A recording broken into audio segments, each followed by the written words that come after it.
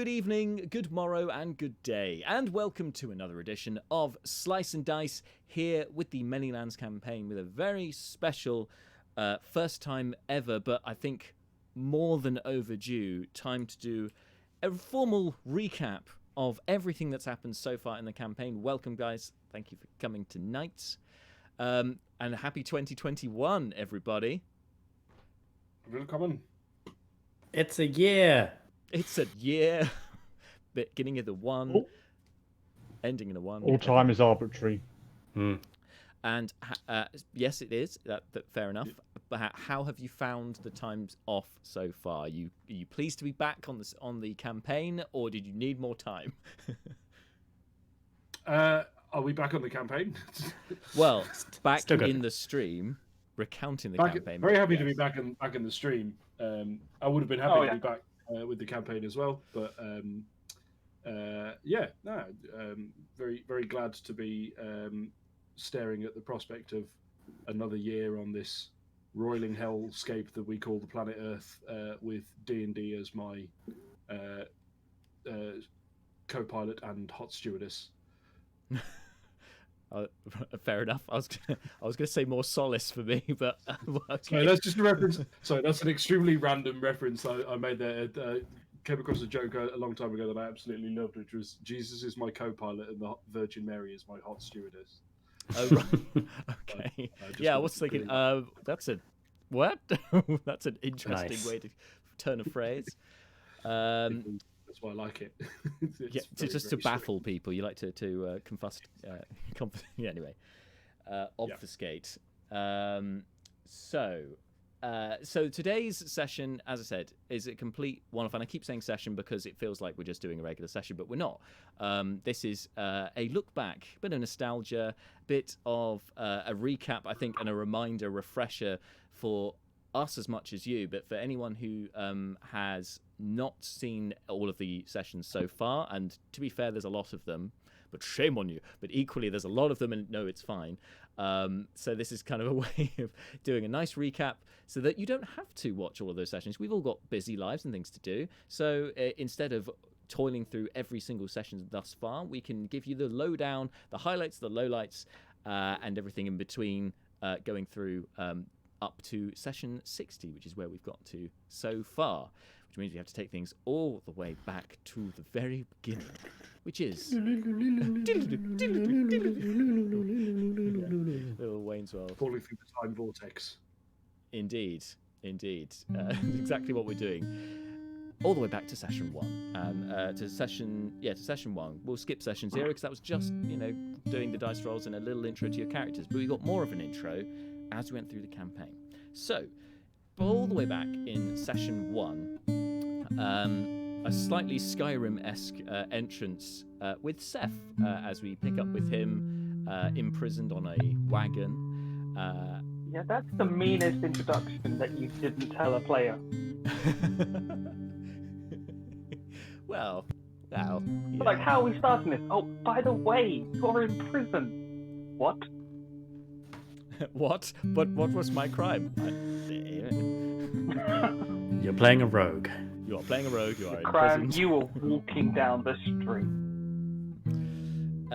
As it happens, we know from James, with Seth, it's your character and your backstory. What was Seth doing in Burikran to start the campaign? He was there because he'd just taken the mission to hunt down the basilisk. He was moving on from hunting people to hunting monsters. So he's in the quote right direction for Seth. Yeah. I was in between crimes and I got arrested. Like, I hadn't committed one that they knew of. They didn't know I was about to commit them. I was in between and got arrested for unrelated charges. Well, interestingly, there were reasons, of course, that you were arrested, and in fact, those have since come up. Seth was arrested, not you, James. Seth was arrested and have since come up, of course, with the wanted poster because he is a suspected pirate, and so that he wanted in relation to crimes with piracy, and that's kind of has dogged Seth since. Although I think you've tried to kind of dampen that a bit with the players. Be like, no. I am from a place called the Pirate Isles. There are several islands named the Pirate Isles. It's true, yeah. Not everyone there is a pirate. No, that's Oh, everyone there is a pirate. You've not been there. You don't know. From a place called Poorly Named Isles. Seth is specifically is from the Isle of Arista, which is the only one of the pirate isles that's been colonized by the Empire of Fallen Stars, which is the Elven Empire to the south of the Manylands, which really we haven't heard that much about in the campaign thus far. Kind of been heading in a much more northerly direction and with a laser focus on Bruicarin for the most of it. But anyway, so as references go, obviously we've already said about the Skyrim thing, but you know there are tropes all over the place, and in fact there's a little bit of a fugitive moment for Seth because the wagon that he's in is suddenly almost explodes, doesn't it, with this large rock-like creature coming out of the ground, destroying the wagon, which gives Seth the opportunity to escape. It gives the other prisoners an opportunity to escape, including the mad that crazy toothless guy. The crazy guy, exactly, who could have escaped. He just got stepped on. And squished, and yeah, that was it for him. I liked him. And there was the Dragonborn lady who didn't give away her name, but kind of cooperated with Seth to try and assist in escaping. And equally, she then surprised the guard that was trying to apprehend you, and in fact murdered him in front of you, which is all a little bit messy. The driver, however, managed to escape on a horse because he was not sticking around after everything that was going on there with this large creature, elemental type creature, I think. Anyway, so then Seth's kind of left in the rain to try and pick himself up and find somewhere to go, and you happen to find a signpost pointing towards an inn. So, okay, that sounds good. Let's go there. The inn being, of course, the why have I not written the name down? Why have I not remembered the name? Flaming Jack's, of course. Flaming Jack's Bar and Grill, which you end up at. What? Never heard of it. Don't know what you're talking about. Doesn't No exist, idea. probably. There was no plot around that inn at all. And to protect myself, I tried to partner up with the meanest, toughest guy I could find in there. Yes, you did. In fact, you went into a drinking contest with Mace Flint, a particularly tough-looking dwarf, who you lost to, and then instead Malar kind of tried to remedy the situation by throwing water into Mace's face. I think try and sober him up, possibly. And a bar fight then ensued, which was then diffused by Seth by drawing a knife on Mace Flint. Tough. Yeah. That's kind of how the two of you met. Malar, tell us, why were you in the inn in the first place? Malar was on something of a sabbatical from his studies at the Hammerfern Institute. Was basically he's quite book smart. He's done a lot of studying, quite a sheltered existence, and he wants to go out into the world and understand why, how the gods actually interact with the world outside of his little enclave. On the way out, he was asked to go and meet with a visiting dignitary as a representative of the Eight Institute, and so he was actually waiting to meet with one Lady Grenfell of the Crowflies, I believe. Yeah, that's right. Yes, Lady Helene. He did, Grenfell, and it was all it worked out fine. And that was totally fine. Yeah, and nothing else happened. The end. She's fine.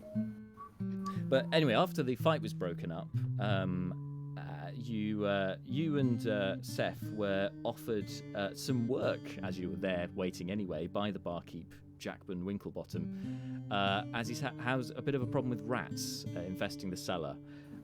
Which, classic first level party thing to do, go clear out some rats. Yeah, we can do that. just the two of you. So you decide to set a trap. Very elaborate. It doesn't work very well, but you set one nonetheless. It was elaborate, rudimentary, but just didn't work. And then ended up with Seth being pushed down the stairs by Jackman. And I note that Seth nearly died because the rats took a liking to you at that point as well. But Malar... Why am I helping Jack? He then provided a healing potion. He did. He provided a healing potion then to get you back on your feet, and Malar also, I think, tried to stabilize you as well. And then you received some money and got free board for the night in exchange for helping. That was the payment. And with that, Angelique joined the stream. Hello, Angelique. Hey. Hello. Not Skype. Yeah, I'm about to. Okay, No worries. In your Oh, no I worries have in my your own time. Christmas thing. This is actually really good. Oh, it's still Christmassy. Lovely. Yep, I'm turning it up. Happy New Year, Angelique. Happy New Year, guys. Happy New Year. Let me mute your Skype a second. You got it. So this is actually a very good recap for Angelique as well, of course, because as the newest to the party, as a guest, well, quite a while ago now, but still, there's been a lot of stuff that happened before then. So anyway, that was the end of the first session with you guys, the two of you, getting free board for the night at Jackman's Bar and Grill, Flaming Jack's Bar and Grill. The next day, you take up an offer from this elf, Elenia, who was mage arm wrestling people at the bar, to try and find her grandmother who went missing 100 years ago. But elves are long-lived, so she might be all right. But she thought she was somewhere in this area. And so to try and help you, you end up talking to Greenblade, a ranger who knows this area very well. Also somewhat of a ponce, but he's all right. And he leads you into the forest because he saw somebody who could be useful, possibly. Also who could have fallen afoul of cockatrice in the forest. And out there you find none other than, the party mascot, ? The turquoise tiefling of Fleeting Look, who has been petrified by cockatrice, holding an egg in the air as he does so. But as you come upon We him... can safely say that Greenblade's assessment of you may find someone useful in the forest did not turn out to be correct. One man's opinion. You end up fighting some cockatrice there as well, and during the fight, the petrification wears off on Fleeting Look, and he just kind of dramatically appears before you and joins in the fray. Now, Fleeting Look is convinced that he's met Seth before, but Seth denies this at sea some time ago. Question mark. I don't know. Fleeting does things. Oh yeah, that was his really weird part of his backstory that I kept saying. Some sort of battle cry that sounds like a narwhal. No, or shut something. up! Shut up! Shut up! Shut up! Anyway, so with Fleeting rescued, the three of you destroy the nest, and you also find out from Greenblade that that you can use the cockatrice corpses. You can use some of the fats and so on to make balm, and that's actually something that then Seth takes a particular interest in, because you're looking to hunt a basilisk down, and their petrifying gaze could be pretty nasty. So it'd be good to have something like that as a backup. The only problem with the cockatrice balm is it's only potent for like 24 hours before it wears off. Such is the issue with cockatrice petrification. So you learn from Fleeting Look that he's in the forest because he's looking for a trunk that doesn't belong. And of course, seeing Malar the Loxodon there, he thinks that perhaps this might be what he was looking for, and Malar might lead him on to something that he's supposed to be after. He's supposedly sent on a mission by a god that he was talking to in the forest, who's called Keith. We'll get more into that later. That's pretty much it. You guys decide, the three of you, to head back to the inn with no leads on the grandmother. And you also... you also meet on the road a very loud and very eccentric trader who called Phil, who then end up meeting quite a lot later on. But in exchange for a growth potion, no, sorry, not a growth potion, in exchange for a potion, Malar, you give him his your chainmail armor, which you have but don't need, which is far too big for Phil, but he takes it keenly anyway, and he's worn it ever since when he's out on the road to protect himself. And Seth also steals a potion because he feels that the trade is a bit unfair. But it's Seth's moral compass. It's fine. It's fine. It occurs to me that this might just end up being a very long list of people that Seth wants to stab in the back of the head. Like every person we've referenced, Seth has muttered under his breath, "I'm gonna kill him. I'm gonna kill him at some point." Like it's been just the consistent tick of James just going, "I'm just going to kill this person." he's looking at him. He's properly racking his brains now. There are interestingly. There's one guy I don't hate. Phil it's almost an exception as well, because he, although in the beginning Seth wants to kill him, later on that's not the case. In fact, I think your opinion turns around on him completely when he helps you out later on, back in Hilberg. But we'll obviously far flung into the future. On your way back to the inn, the three of you find. Sorry? I was saying, you're saying, oh, you'll be pinning grew with him. And I was like, didn't he actually try and swindle me that time? Yeah, and then he admitted he was going to because he couldn't go through with it. And then you're like, oh, okay, that's all right then. People are only friends with... Seth is only friends with people if they're useful to him. Yes, and there is one person I have liked so far. Well, I guess we'll find out who that is as we go through today. I'm genuinely curious to know now. Yeah. No idea. So the three of you, as you're heading back to the inn, you use the road to find your way back, and you find just off of the road the abandoned carriage and a collapsed cave entrance, which Malar recognises the seal on it. That was Lady Grenthorpe's carriage, and Seth, you also seem to recognise this area, that perhaps there could be a basilisk here. I think there's also, you find a sign actually which warns about something like that. Anyway, you take the carriage and the horses, including the much-loved horsey, back to the inn with you. No, in fact, you don't go to the inn. You go to Half-Rage to rest, because you recognise that you're going to need some mining equipment or something to shift these rocks to try and rescue Lady Grenthorpe. And session 3 is a great time, because that's when you stumble across other members of the party. You meet Brucon and Neris for the first time. Brucon, what were you doing in Half-Rage? It's hard to know exactly what... Oh, wait, hang on. Now I can reconstruct it, in fact. So Brucon's whole deal is that he is an estranged scion of a family of wealthy and well-to-do, aristocratic dwarven merchants, and he spent the early part of his life just living it up wild style. The Bulling Dwarf Club, essentially, just being essentially a terrible, self-indulgent, drunken person. And then one day he decided that was, 50 plus years of this was a bit unsatisfying, and so he set off to find some other purpose to his life. He joined the Barkfang Monastery as a result of this, and spent several years training and studying there. But then after a while, this also became somewhat underwhelming for him, and he became aware of an intriguing urban myth, which was that of a kind of water of life or water of knowledge type of deal, some sort of mystical potion that, if imbibed, granted its consumer basically oneness with the universe, and turned them into Dave Bowman from the end of 2001: A Space Odyssey, and becomes the Star Child. Exactly. So he left the monastery on the hunt for this.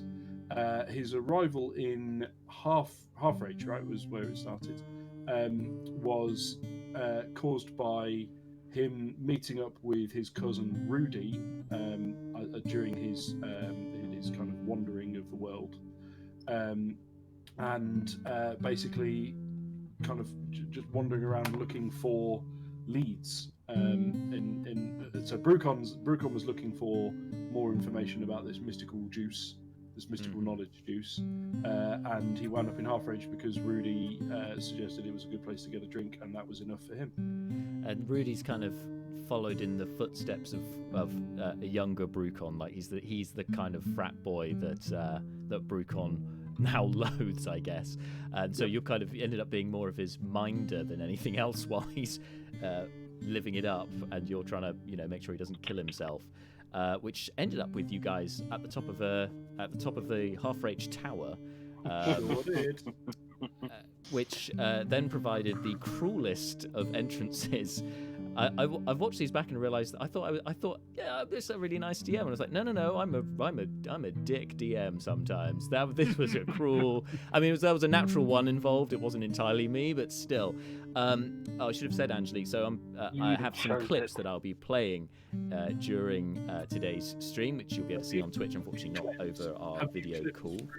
Neris's first. I have a clip of Neris's introduction and that her first role ever of Dungeons and Dragons. Yes, with let's be clear. Not just her first role of this D&D campaign. Her first role of Dungeons and Dragons in its entirety. Ever. Yeah. With the exception of we had a little introductory thing where I met with Bart, but the first official that counted role was a natural one. It's not D&D unless it's streamed. No, it doesn't count.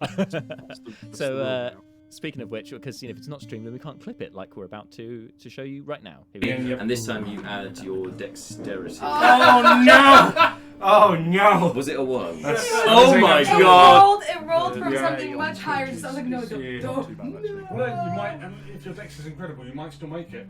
I mean, No, So, not with a saving throw for a natural dexterity. 1. You had a giant So it takes up to a rock thing 15. attack me. I Yeah. thought that was the cruelest character introduction there was. This is cruel. So what did you get? Sorry. Natural 1. Natural one. Okay.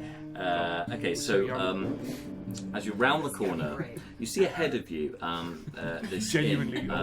It's well lit by a lamppost outside. Nice looking sign depicting a halfling. I've given that spiel already, but that. And you hear something from above you. It sounds like some sort of fracas of some variety, some sort of disagreement between a quite rough-speaking gentleman. As you go to look up, you get just this stream just hits your eye and just starts to sting. I feel like there was a secret And it fake dice smells, that you didn't and tell us about. it is not pleasant at all, and you immediately want to. Yep. So that was Rudy peeing off the edge of the tower, and it going directly onto Neris below. Introduce a new character. They don't have much money. You shower them with gold. I don't see what the problem is. Exactly. So that happened. I realised Glad after Marta's not watching here. that, The daggers. between the second where she said, I rolled a natural 1, there wasn't a millisecond of hesitation between when you had the plan. Cool, she's getting peed in the face. Like, there wasn't even the fake. Set this up. There wasn't even the fake moment of you swearing. Oh. You just went cool. So as you just instantly went into the story. You just had it ready. Like when you because just we'd already said- established when you just Bruton said, was at "I'm the a top of the dick tower and about to DM." do it. Yeah. When you that's said what I'm I a dick mean. DM, I'm like, the idea is funny. I would not call you a dick for that. But the fact that you didn't hesitate and came up with that that's what makes you a dick DM. Damn you. So anyway, that happens. But anyway, you guys end up going to Inelson's Rest is the name of the tavern. And the three of you, that's Malar, Seth, and Fleeting, as you enter, you meet, you quickly are introduced to Brucon and his cousin Rudy, or nephew. It's kind of a bit of both. I get confused. His cousin nephew. Oh dear.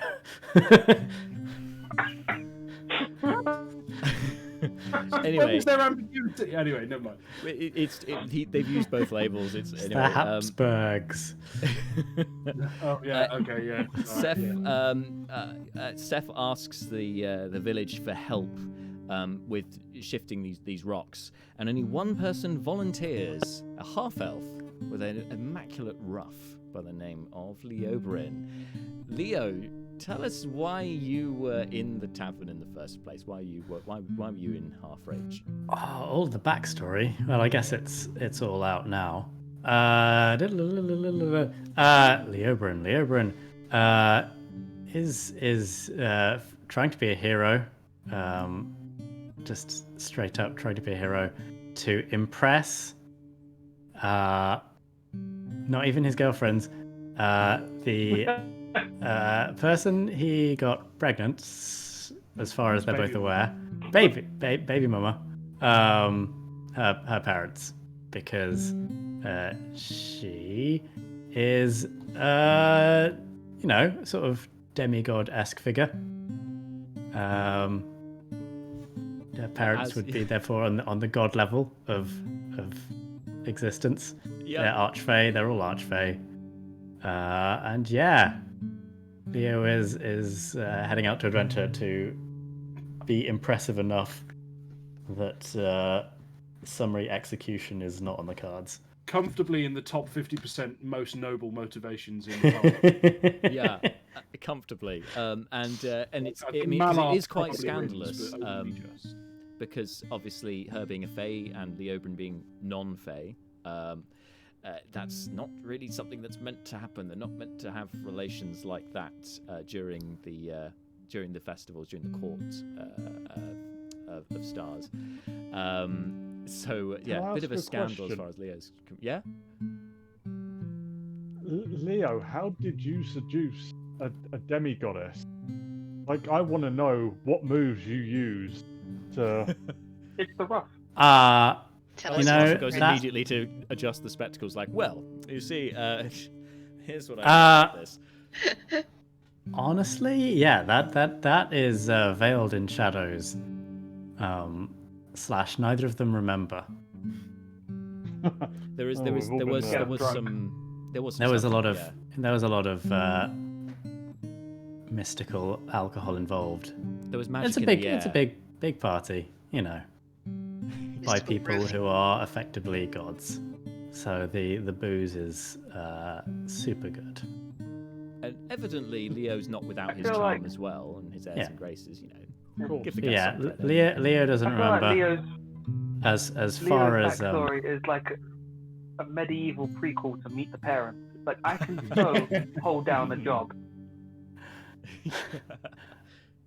Oh, Yeah. dear. No, Leo doesn't remember. He's been told that Lady Ramp doesn't remember either. So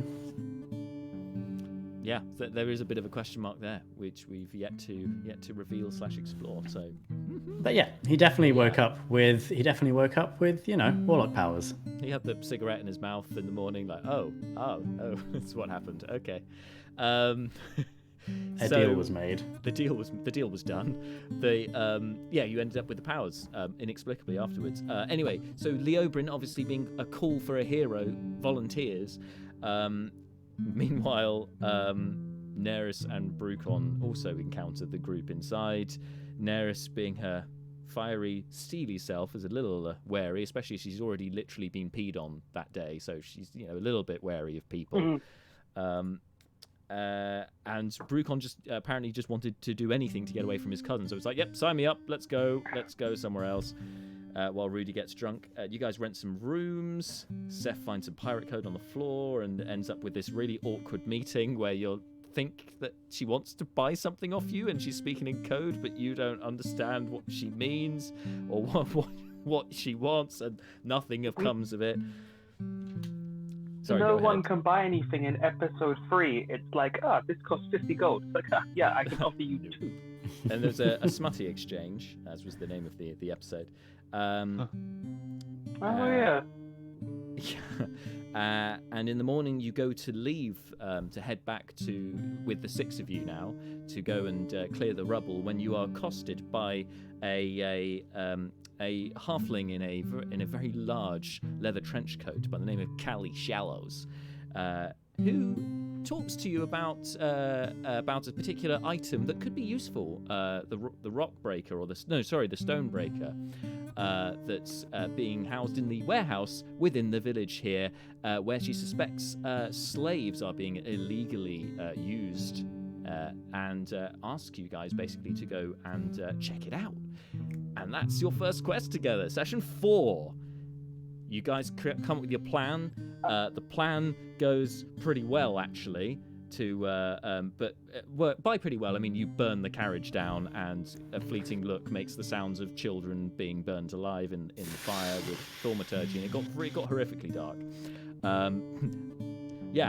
To try and distract the guards, while Brucon and Seth, I think, hop over the wall, which is actually really hard, but you do it. You get inside. Find the slaves, beat up some guards. A lot of things happen. Really? And Is this? How are we not? How are we not discussing the most important thing about this whole escapade? which is Yep. What were the casualties, Jack, in that fight? dogs mostly. The Yeah, guard they dogs. were. Fuck off. It's where Seth gained the title Hound This Bane. was the downhill. Yeah. This was the downhill of my life. This is partially due to, obviously, events, but also due to the rigorous highlighting by Drake Lazarus about this event. Yep. It has to be said, I This do is feel where it went genuinely downhill. bad. For the We dogs. should have stopped I feel- Mala from. If we'd stopped Mala from helping the first people to call help, we wouldn't have to answer every call to help, and then I wouldn't have killed all the dogs because no one else was willing, and also they would have killed me, and it's where everything went downhill. I do Because feel of this- genuinely bad this is- because you're like, I remember that session, and your like prime motivation was don't harm the dogs, and it just did not I work worked out. so hard. It didn't work out for you at all, and I felt it was very funny. week- to feel bad. The week before, when we sat on the train going home after session 3, we went through such a detailed plan because we were like, we don't want to kill the dogs, man. We spent like 40 minutes on a train making a plan to spare dogs' lives. And then it happened. It's like, you're surrounded by 3 dogs. It's like, I don't want to do this. Oh, Jack, dear. why are you making me do this, Jack? I have no words. Anyway. To what sell happened- T-shirts is the obvious correct. Yeah, obviously, correct for the merch. answer. That's the whole reason. It totally was forced upon you. There was no way you could have got around that, right? Or not done that. You know, I'm going to watch this back now, and there's going to be the same lack of hesitation as Daenerys piss from you. I can just tell. It's like, you're just like, yeah, you're going to have This to kill is every happening, dog. yeah. There's going to be zero hesitation from you. The owner of the warehouse, of the manufactory, I think it was called, Pat Gallwright, is a halfling who's also in the shop at the front of the complex.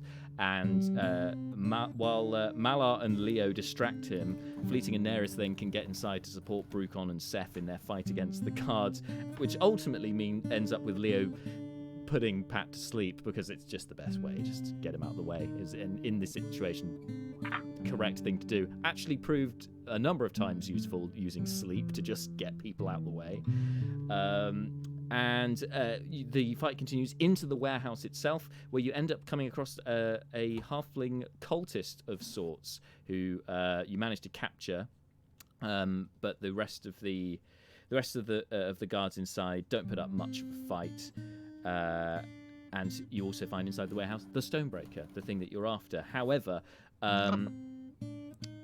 one of the Pat wakes up and goes to get the guards, which then means you guys have to run like buggery, or should I say, ride the Stonebreaker and get the horses and just get out of Dodge, which again is hilarious.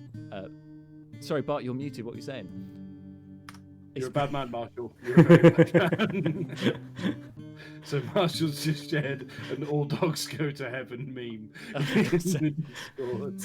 Damn it, guys! I can't see this when we're on the stream. Just a little Discord gif from that great film that I've not actually seen. Anyway, carry on. So you ride the Stonebreaker out of the village, being pursued by guards that are throwing javelins at you and so on. But you manage to get out eventually. You also, I should say, found the evidence that you were looking for with the ledger inside, which you hope would prove that there were slaves being bought. Which we gave that to Callie yes. 40 sessions later. Yes. And that was evidence to put Pat away, wasn't it? Yes, that was the idea. Okay, I'll take him off my kill list. But you had other things to do, like evading arrest. So these things happen. So with your charge as well, you escape with this halfling cultist attached to the thing. We're now into like session 6 actually, and this halfling then seems to come to during the ride back to the cave, and then eludes you using invoking duplicity and using other clerical nonsense to escape from you through the woods, but you do ascertain from them that they work for a guild from Isk, the Many Masks Guild, was he a cultist or an assassin? A cultist, this one. The assassin later on. No, I always thought he was an assassin because I remember him having a brief talk about guilds and stuff, and I think I just assumed it was from an assassin's guild. Well, I mean, maybe a little bit of an assassin edge, perhaps. What's a cult without a few assassins? Yeah, I mean, you've got to have an assassin in a cult. That's just a religion. Eventually, you arrive at the cave, and you use the Stonebreaker to smash your way inside, and you hear a voice within. And then in session 6, you enter, find a dwarf named Turin, who was a bodyguard for Lady Helene, who escaped seemingly from the basilisk inside. And you eventually learn from going through there, you find the basilisk, you find the other bodyguard, his twin brother, who's been turned to stone, and you find the Lady Helene gone. You find a chest in there as well, full of ropes, grappling hooks, that kind of thing, heavy duty, sort of lifting, pulling, just shifting materials, and find the basilisk, of course, as well. And actually, the 6 of you all teaming up together, you overcome the basilisk pretty easily in the end, with nobody being turned to stone. And you also, fleeting look, I think, manages to bring back the twin brother with some of that cockatrice balm, which it appeared that he'd been turned to stone within a day. It was pretty fresh, and so the balm works perfectly, bringing him back. And basically, there's talk of double cross. You what? Sorry. Should have brought him back. Never brought him. Not on my kill. No, not on my kill list. Second brother. Prick.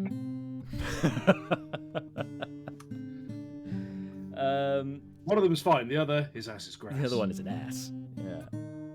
He literally knocked me unconscious because Fleeting just went he said oh, he hates dwarves or something, and so he knocked me unconscious and nearly killed me. Literally 6 seconds after he became unstoned. Yeah, that happened. Lovely guy. But those 2 bodyguards clearly have some issues with trust due to the fact that they say that the other guards that with them, the other Bureaucrene guards, double-crossed them and led them into the cave, broke the entrance down, caused the cave in, and then led them to the basilisk and so on, and seemed to have abducted Lady Helene. So you guys eventually, I think Malar, inspecting the waterfall area around the back, find a hidden route out, and you guys head on out, finding this kind of valley which you guys eventually traverse and get through, seemingly on the heels of this group, or it seems that they are some time ahead of you still, but you are on their trail, which is one of the few times that actually you've been really good at tracking people. Like you're actually good at keeping up with these guys. And yeah, then we get to session 7. You guys, session 7 was the fight. Session 8,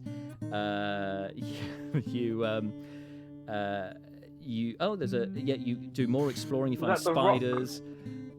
We fought the rock elementals as well, didn't we, or something? Or there were like some guardians that was later, top of that mountain. That was later on. But one thing that did happen was, I think, fighting the basilisk, you had the first bit of roof tile or bits of roof falling onto Leobrin and knocking him unconscious. That was the first time that happened. It was not the last time. Start of the saga. You ascertain through your investigation that, and through talking to Teenan Bluebeard, that's the one who was frozen, the dickhead brother, believes that the Rookwoods are behind the kidnapping. The Rookwoods are one of the other major houses of the Crowflies, who are kind of rivals to House Grenforth. And so, it would make sense if they were behind this, particularly because one of the guards they find, once you find one of the guards, I think dead. Yes, that's right. That's smashed by the rock thing. You're quite right, Seth. Yes. And you find that we found the coin purse with the tree. Exactly. Which is House Ash. That's right. Which Teenan recognizes and says that's a vassal house to House Rookwood. So, big plot is afoot. Anyway, you guys leave the cave. This stone creature that you end up finding is went through a waterfall and up a rock slide. Yes, yep, that happened. Which took a very long time to get up a rock slide.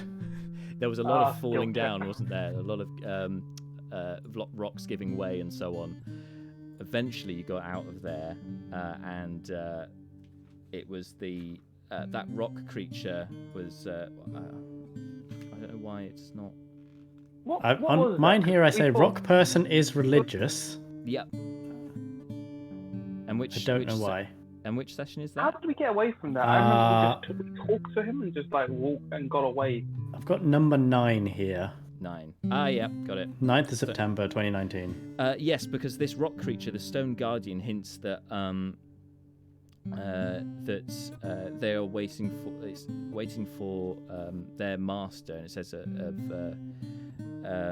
it seems to respond to Malar. It looks at his symbol of the 8 with intrigue. I think that was one of the religious notes. And you Malar missed out getting us the rock person army. You also find another body there of the kidnappers, and finds that it's a spell book from House Ravenberg. And anyway, following the trail, you guys end up back at, you guessed it, Flaming Jack's Bar and Grill. And you are then warned that you are wanted for stealing siege equipment, because the Stonebreaker was meant to be made for the Burican Republican army to be used in their fight against the Dragonborn Kingdom of Rachir, who are the two of them are jostling for position with the mountain that naturally divides the two nations. There's a bit of a cold war, a bit of a fight brewing for resource, really, for control over the mountains. And the Stonebreaker is very useful in that respect. So you got a target on your back for doing that. And equally, Seth is a fugitive as well, so that doesn't help that you're kind of nicely warned by Flaming Jack about that. Let's just say Jack Ben Winklebottom about that. But he agrees to let them stay in the inn. Bouncer wizard.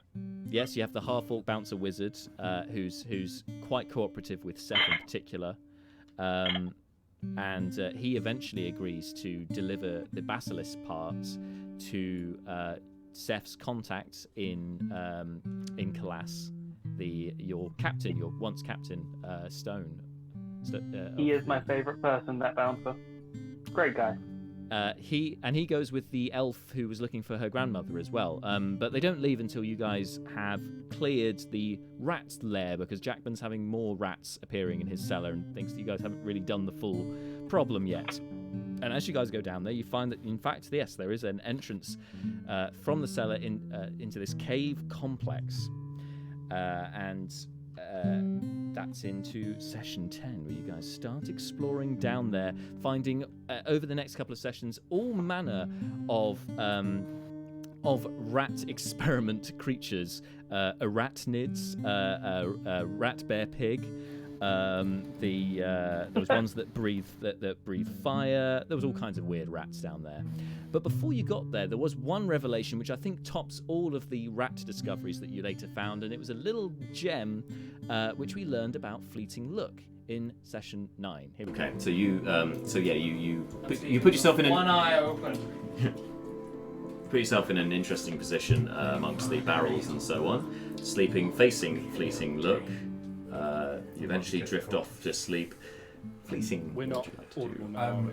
Nobody really asked last time we had a long rest, but it's fine. So Fleeting likes to sleep inverted in almost like a bat-like position. I'm sorry, what? So he's going to suspend himself upside down on the beams in the cellar, directly above Seth. So his head is just dangling about 3 inches above. It's going to be the best wake up. Okay. We're just sitting there for the whole night, just staring at each other. Like you're asleep with your eyes open, so you're just like. DK's face, fantastic. So we learned that Fleeting Look sleeps inverted, and he seems to have been buddying up with Seth. He seems to have taken a shine to Seth for reasons we're not entirely sure of. And while you guys go to explore down in the lair of the Rat King, as it turns out, Tienan and Turin, the two dwarves, have agreed to go to Hilberg, the neighbouring town, following Lady Helene and her captors, who seem to have gone in that direction. That's kind of the agreement you guys make. And Malar asked them to leave a note at the general store there in case if the guys move on, to tell you guys where they're going, basically. So going down into the lair of the Rat King, you guys find more than you bargained for down there, including the irrepressible, if basically the guy that won't leave you alone, the rat Nibbles, the very intelligent rat. First time meeting him down below, and he being able to speak does not count him as intelligent. He is a very intelligent rat by his own, in his own opinion, anyway. And he keeps offering to become somebody's familiar, but nobody takes him up on the offer. But he recognizes that you guys are powerful, and also that the Rat King, his master, is a little bit mad. So he's kind of happy to let you sort that all out. But also down there, you find a red dragonborn named Fresh Mountainborn, who seems to have been experimented on whilst down there. And it seems that he was used in the experiments for these dragon rats that seem to breathe fire at you. You free him, and he then communicates to Neris in Draconic. You learn that Neris can speak Draconic, which is a bit bizarre. And that he reveals that he's seeking solitude in the mountains away from the world, and you allow him eventually to go off and do that. You learn from Nibbles, the intelligent rat, that there's a demon door somewhere within this complex, and purple flowers that are required to open one of these doors. And, of course, Seth finds a couple of things that he didn't bargain for down in the rat lair, including a ring of alertness, which basically means that every time Seth is happened upon by a hostile creature, a very loud voice emanates from the ring going, "Alert! Alert! Danger! Alert!" which is not very good when you're the rogue and you're trying to be stealthy. And you also, Seth also met his, as now we know, patron, the Old Voice, which goes by a number of names, including one which I'll get onto later. And seems to take a shine to Seth. His business cards must be quite large to be able to fit that on them. All hail the voice. As if he needs cards when he can talk to you in his mind. In your mind. And Brucon finds a dagger of sacrifice down there, which by an altar, which all looks a bit satanic and scary, but equally, could be useful, the dagger of sacrifice. And then in session 13... Maybe one day we might find ourselves in a position where this could potentially come in handy. Who's to say when that... And session 13 proves to be the time where this could be useful. Oh, it was the next one. It was the next session. Session 13 is the only one I've got that I had to give you 2 clips for, because so much happened in session 13 that everything went down. And and looking back over the session so far, numbers have been really significant. 13, unlucky for some, was definitely unlucky for the party in what transpired. So the good thing that happened in session 13 was that Fleeting Look found a magical warhammer called Fair's Storm that can basically do Thor-like things with, thunder wave and lightning bolts and summoning to your hand and all that kind of thing. But downside, it was at the end of a corridor full of dark mantles falling from the ceiling, or as they were otherwise known, flesh brorolies falling from the ceiling, causing a lot of problems for our party, including Neris tragically getting suffocated and dying during that session. And to try and figure out how to fix this... She died to a wall. She what, sorry? She died to a wall. She ran into a wall. She ran into a wall whilst blinded, yes, because the dark mantle was over her face. She ran into a wall, knocked herself out, and then, that's all she wrote for Neris at that moment. But the rest of the party... Walls and ceilings are our natural enemies. Yeah, walls and ceilings. Just geography is a problem. Room or geography. Fortunately, because Seth had been befriended by this, seemingly by this old voice, it gave instructions on what to do to have a chance of bringing Neris back, requiring the altar you found earlier and some kind of sacrifice. You brought the dark mantle over there that was on her face, now dead. You brought some magical items. You brought magical essence with you, and Brucon decided to take matters into his own hands, as you now see. Bears his chest, pulls the kind of robes open, pulls the dagger out, and goes, "Here we go," and straight into the sternum. Oh shit! No! What? No! What? Why did you put the dark matter on her face? Why didn't you stab the dark matter? You said you must make a sacrifice. The dark matter! They said make an offering as well. Okay. What? This hits. Plastic bag. Is this going to be life finger? You revive her, so we kill the dark matter to revive you. This is it's an interesting moment. What? Just James in that moment Perfect. makes that whole thing so That's the much highest I've heard his voice ever. It turns out that you need to carry out some kind of sacrifice, and Brucon takes it upon himself. He gives some of his life essence.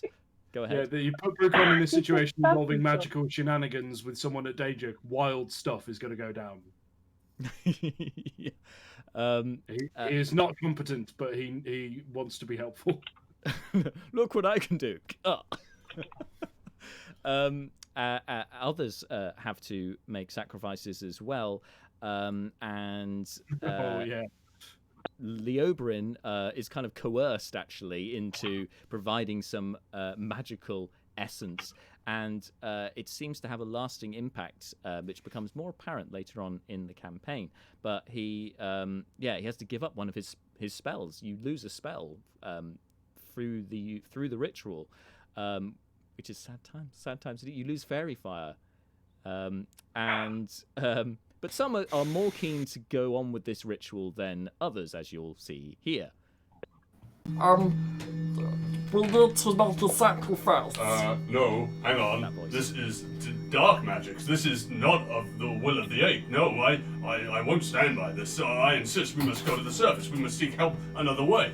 There's not enough time. She doesn't have enough time. But this is dark magics. I will not have you infect her being with a demonic spirit. Someone heal me! I'm patting down Seth as I'm doing this. Make an investigation check, yeah. Oh, God damn it! It's another natural one! Oh, natural ones! God! Discord! Take this opportunity to do something! Stuff that will annoy me! Hang on. We're about to have a sacrifice. Hang on.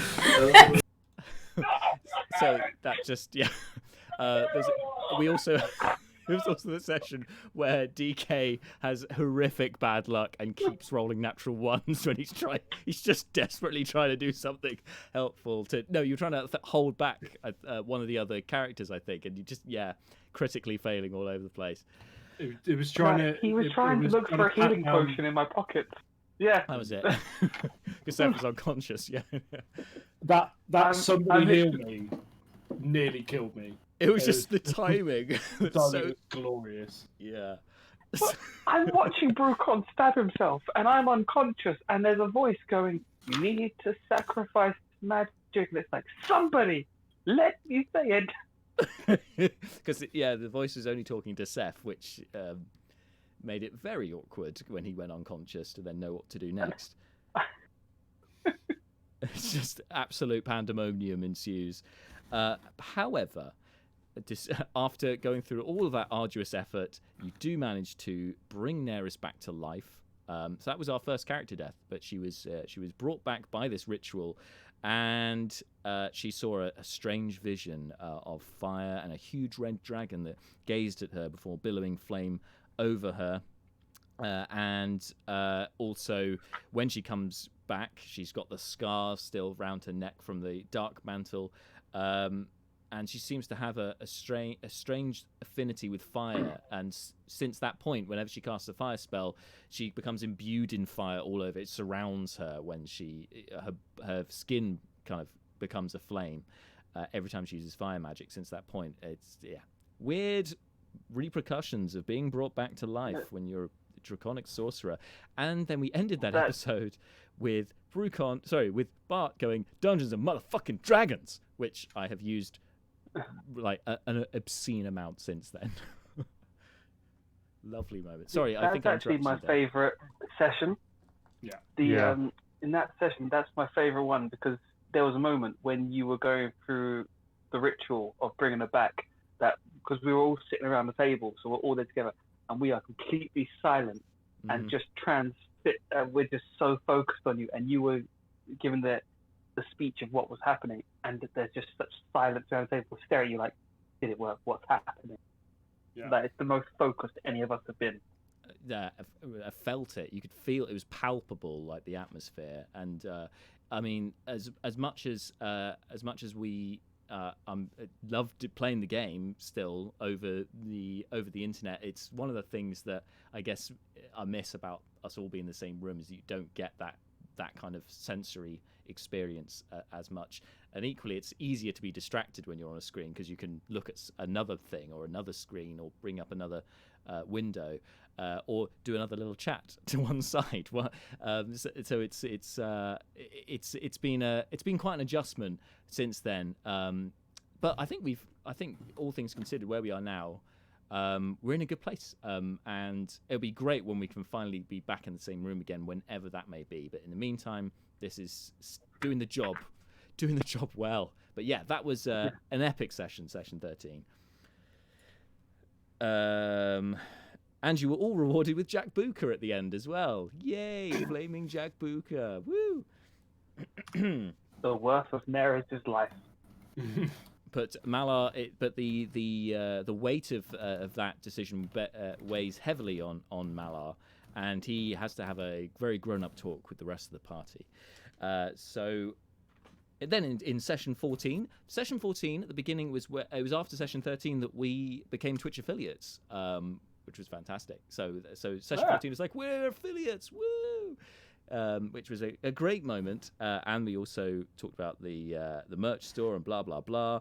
But when you guys back in the game, in the game world, you guys when you were back in Flaming Jacks, more wanted posters went up. I put a note: Malar pissed off, the others unperturbed. It's the main note for session 14. And fleeting. That could be a note for any session. No, that's not fair. Oh.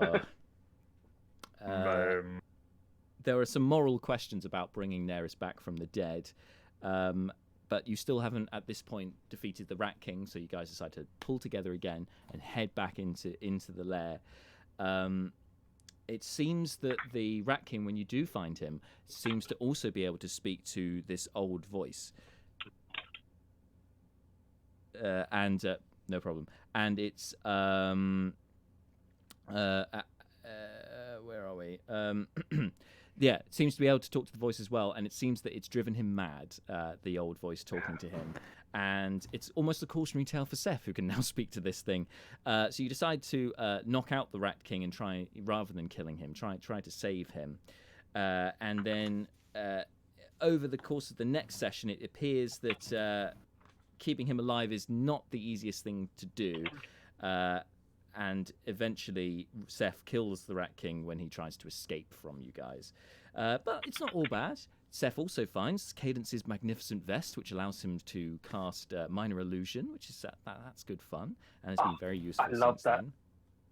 Very useful item. I just imagine it as like the Star Wars projection thing. I keep using it to show pictures of people, so I just imagine it as like palm open, and I make it look hologram people. I always just imagine the Star Wars holograms whenever I use it. Which is a lot more, which is a lot less disturbing than imagining more like Terminator 2, where you're just like, "Have you seen this boy?" But also Seth tries to barter with the medallion with the old voice, and it knocks you unconscious in response, because you're like, "Prove to me you're powerful, then." Weird disembodied voice speaking to me, and he goes, "Okay, then I will," and knocks you unconscious. Malar also is suspicious of this medallion that Seth keeps seems to keep on him, and so he tries to take it. Forgot about it. And some creepy things happen, with Malar being transported to another world. He's underwater. All he can see is water around him, and below, a kraken appears in the water below him before he's transported back to a puddle outside of the inn, where he lies unconscious until the rest of the party find him. So yeah, fun dads. And for all the times that he's like, "Oh, watch out for that medallion," I gave you a healing potion after that, so totally even for transport to Neverworld of Kraken shit. Yeah, let's you and I compare how many times the other has picked the other one up in a fight. Gonna go toe to toe with the cleric on that one. Good luck to you. But let's not while do you're that out there, because you just beat me even with your time turner thing of just teleporting next to me with 1 extra AC. I'm pretty sure I'm the only person you used that on, and you used it on me like 7 times. To save time. Yes. We call that a debt. Everyone's look at me! I'm super helpful, you bastard. Look, each person in the group clearly had their role to play, and there's no just compare different roles, chaps. Everything's fine. Seth annoys and stabs things, and Malar annoys and heals things. It's just the yin yang of the group. It's fine. Also, he's only saved me like 14 times. Only 14. Yeah.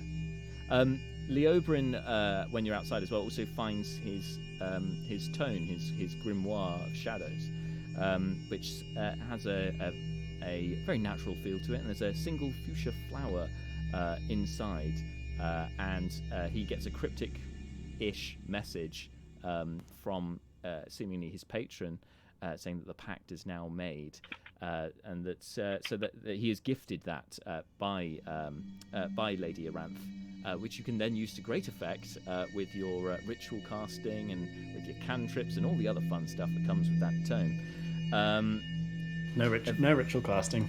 No. Oh no, that's an invocation. Apologies. Invocation. Yeah, that's my bad.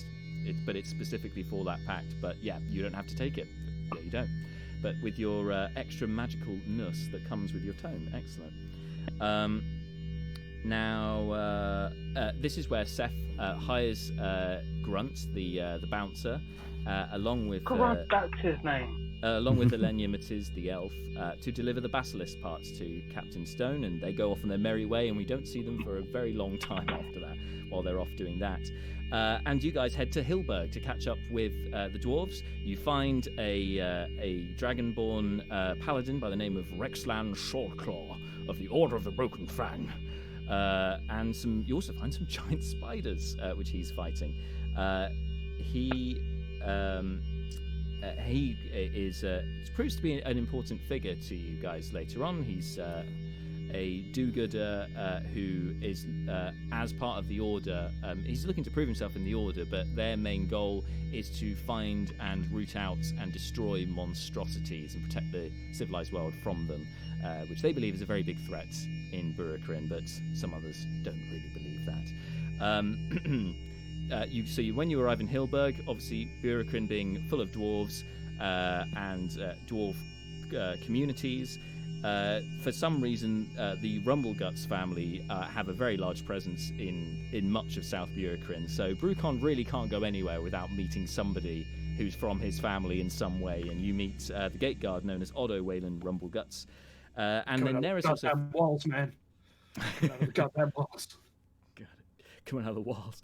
And Neris finds her uncle Brynlin and Aunt Argentia, who she had been sent to find, to go and supposedly they would keep her safe. That was where she was meant to head. And when she goes in there, away from the rest of the party, she's decided she wants to spend some time with her guardians. She goes to her room, away from everyone else, and sees a familiar face, one that has been hunting her across the Manylands from all the way back in Kothar, a half-elf by the name of Damon, who knocks her unconscious and steals her away from the rest of the party, unknown to the rest of you, who are gathered at the inn. So, in the next session, session 17, I'm going to have to pick up the pace because I realise we could be here forever with this. Yeah. But you guys... I'm still impressed that you had the red mage connection from literally the first scene of episode 1 with the elemental and the grave robber.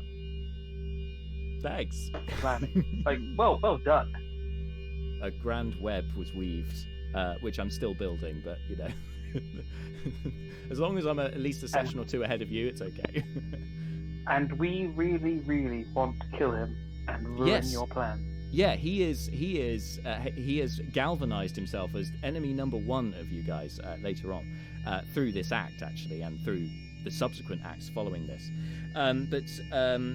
So your escapades into Hillberg lead you to stumbling across a werewolf plot. It seems that a courier had developed lycanthropy, and you guys are obviously stop this creature in its tracks with the help of a family from the Crowflies, including Howland Cragmere, who is a bodyguard and vassal to House Bronn, of which one of the representatives is there, who's going to be heading on to a ball in a couple of days' time. And in fact, the councillor of Hillberg is also meant to be heading to that ball as well. But with this werewolf shenanigans going on, you guys are offered to go in her place instead, because there seems to be a suspicion that there may be a plot to spike the wine at the ball with this lycanthropic blood. As you find the wine that was meant to be delivered there, some of it in the courier's house, and that seems to be, in a roundabout way, it points towards them being involved, him taking it when he shouldn't have. And you also meet Howland Cragmere, our first guest, Midge, who was an absolute delight, and broke the fourth wall almost immediately, joining in the game, as you'll see in this little clip. Say to Lainey, or Howland's going to say to Lainey, Lainey, secure our lord's premises. Make sure that nothing passes these gates. But father, don't you want me to come with you? Lainey, listen to me very closely. You're a challenge rating 1-8. I can't afford to lose you in the first 5 minutes of battle. Let's be honest, you'd just be a speed bump to this thing. It's not worth it. All right, Father, be careful. Thank you, Amy. You're only a challenge rating 1 yourself. You don't need to tell me that. Fuck you, fourth wall. Literally, fuck you, fourth wall. That was Howland Cragmere's entrance into the campaign. And also, I've forgotten about that moment. That was lovely. It was really good fun. And he, in the werewolf attack, one of the cultists, dwarven cultists, who follow the dwarf god Fairfan, the one true god, according to the dwarves who follow Fairfan, believing him to be the creator of dwarves and so on. One of the cultists is killed by the werewolf attack. But you guys, after that, managed to slay the beast and go on this, get led down this path as this courier named Demon Fringe is the identity of the werewolf. And you guys leave with, in session 19, you go and leave with Howland Cragmere and his boss, Gant Bronn of House Bronn from the Crowflies, who's also a smarmy git, but, he has money and he has means, so that helps you guys in your, you're at the same purposes, and you have a few little run-ins with with people on the way to this ball, staying at a couple of inns on your way. The first inn, the Miner's Arms, is a little bit dubious because you found a note which says, "Tell Hogarth that Fang sent you," and which was in Dean's house, which seemed quite cryptic and seemed like some sort of criminality was afoot. And the name Fang comes up later on as well. Seems to be tied to this werewolf business. Staying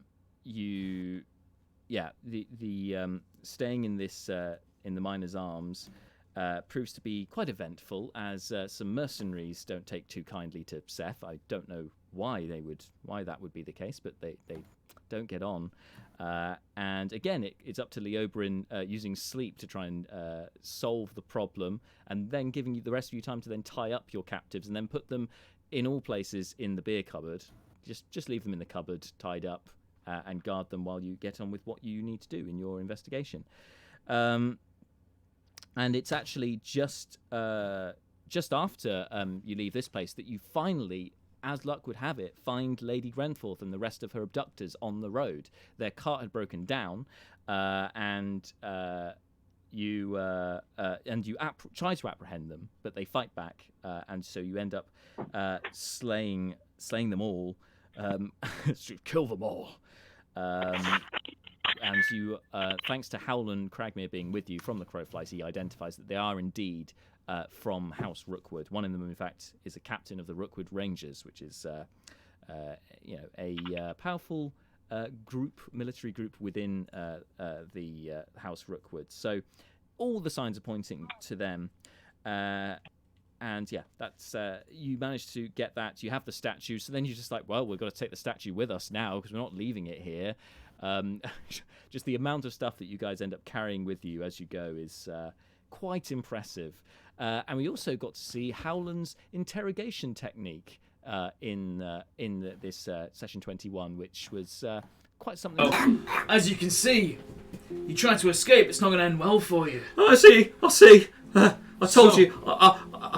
I can lead you to it. Just don't kill me. I want a race. You want what? His race, not. I don't want beat me in a foot race. Alright, my intimidation is so bad. Twice around the continent. I meant to say I want his name, his race. To the end of the town. Let's do this. That's fucking amazing. If you beat me, I'll let you live. Whoever loses gets ratted. To the church and top of the hill. A shield each, we sit and slice. It just all goes. Just the interrogation. Just can't even. Words fail. A good time was. I want a race war. No, wait a minute. That's not what I meant. No. Or just confuse your opponent into submission. That's what you do. Because you're trying to find this Fang fellow that was in the note that seemed to be tied to this plot. Anyway, that rabbit hole doesn't seem to lead anywhere. So you guys continue on over the next couple of sessions, and you stay at the final stop on your way to the ball, which is at, I believe it's called the Road Less Travelled, which is the inn in Hero's Landing, where Leobrin meets an elderly lady that is a bit of a fortune teller with her tarot cards and seems to have prior knowledge of Leo and his goals, which all seems a little bit odd and suspicious. But she seems friendly enough, so that's fine. And the rest of you, so you've got Neris with you, but Seth is growing increasingly suspicious about who this Neris is. This Neris the same person? Because they seem to be acting slightly differently, and it's actually while you're staying at this inn that Seth finally figures out that this is in fact a doppelganger disguised as Neris, so Marta was playing the doppelganger of Neris. It was all very confusing, but good fun. But you unearth this, and then she tries to turn it back on you, saying that Seth is attacking Neris, which the rest of the party, for a while at least, believe. And it's very close to Seth being killed by the party. It was very well played. I was so cautious in that fight. Like when I saw her attacking in the room, the first thought was drop the weapons, arms in the air. Everyone, come out of your rooms, because I know I'm the more suspicious one. Yeah, I want everyone to observe what's happening here. Just witness me. Yeah. This was I forget. Witness, please. I forget this was also under the backdrop of, speaking of baddies and do-gooding, Seth had, Howland had disarmed one of your captives in the earlier fight in the Miner's Arms by literally severing his hand off. Because Battle Master doing the disarming attack and cuts his hand off with a critical hit, and the owner of the Miner's Arms you thought was in cahoots with Fang, and so Leobrin was insistent that he should be in prison. So in fact you took him with you to Hero's Landing to then, I think Malar marched him over to the guardhouse and went, right, put him in the prison. We'll leave him there until Gantbron decides to do his own thing with Hogarth instead, completely undermining you guys in that situation. But you overcome and unmask the doppelganger of Neris, who you then capture and, of course, lock her in a luggage box, because, it's a good place to put her. While you get on with the other things you need to do, because we were accruing plots and other points of interest on your carriage, on your way. And this was about the time where we hit our Christmas episode, our first one, and you were visited in the night. You were transported, all of you, to another world, a dream world, as it were, as a test by Malar's favourite god, Festir. And the creature you were revealed to fight as a test for what was to come in the future was the first thing that I'd built out of Lego that I was really, really impressed with. And I think you guys were too. Larger and larger. And let's put on the map actually so you guys can see. So there you this are. looks like a being lined up to be executed. Possibly. No, that's not the answer. I've seen Power Rangers. We're meeting Zordon. We need to have an explosion behind us. Fuck off! Yeah. What the fuck? Oh, what? Fuck yes. Frost Giant. What the shit is that? Are you seeing this? Are you seeing this shit? Again, the reactions just make that. Just as soon as DK sees it go, fuck off. When James's voice becomes audible only to dogs, that's when you know you've got a cracker of a session on your hands. That's when the teapot is sizzling. I had my Twitch closed for this clip. Which one was it? It was you. What the shit is that? Yeah, fuck off! It was that one. I love that you still have it. I still have him. Eventually, I'm going to take him apart. Like... But look, it's so cute. Little frost giant. Yes, cute. Yes. He's so cute and also a huge creature. But you surprisingly, with only bearing in mind you guys were like what, level 3, level 4 at this point? 3. 3, yeah, you would have been level 3, yeah. Only 2 of you died fighting it. or at least 3 of you were unconscious, and it was very close, but you managed to defeat this thing, and it's like a challenge rating 8 or something stupid. I actually thought that you did it for plot reasons, because all of us had gone unconscious. Malar was the only man standing, and then he hit it with a stick, and the dream ended. And I thought that was just plot point of just like, okay, the last man's attacking, that's the end of the dream. I didn't realize he had like 2 hate. Exactly. Yeah. Beat it. Yeah. Frost Giants are indeed CR8.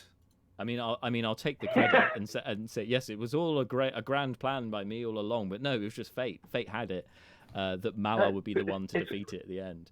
Very fitting. It's when you said it at the end, because when you finished the session, you said, "I didn't expect you guys to actually beat it," and I just remember sitting at the table going, "What?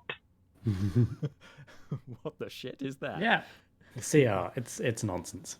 Yeah, honestly, the more I played it, the more I've been like, I've just ignored CRs because they maybe are good for an overview, but there are so many variables. You can't. Yeah, it's not an exact science by any stretch. So yeah, just go with what suits your game, guys, and then maneuver accordingly. But anyway, by session 25, you guys arrived at the ball, the grand ball, where you met various impressive guests, including one that had the same naming structure as Fleeting Look, Wistful Gaze, which took all of your breath away. You also met Adams the butler, who respectable gentleman, very amiable and helpful, and you continued your investigation there, and it was by we spent a couple of sessions at the banquet and ball before you guys gathering your information, trying to figure out and thwart this potential spiking, and unfortunately, you don't manage to stop the spiking from happening. However, you do uncover some very interesting stuff. And in session 26, you guys come together finally, because you all went off in separate directions doing different things. You come together to exchange notes in character. And this was, for me, one of the funniest moments for DK and Malar. And there are quite a few great Malar moments, but this catches me every time. I just wanted to sort of pool our resources a little bit. I have a feeling that something inevitably is going to go down tonight, and I just want to know what the plan is when it does. I believe we've got a number of potential areas of risk here. We've all drunk the wine, tested the wine, nothing's coming up there. Myself and Leo have just come back from the wine's undergone extensive testing. I think we can be saying about the wine. Yeah, we just checked all the extra barrels. They say the only people that have handled deliveries are the butler and the head of the guards. Adams and Owens? Owen. My soul was nearly eaten by a painting upstairs. Blimey! Sorry. Let's start with that! Well, I mean... I can't, sorry. My soul was nearly eaten by a painting. It's completely out of nowhere. No context.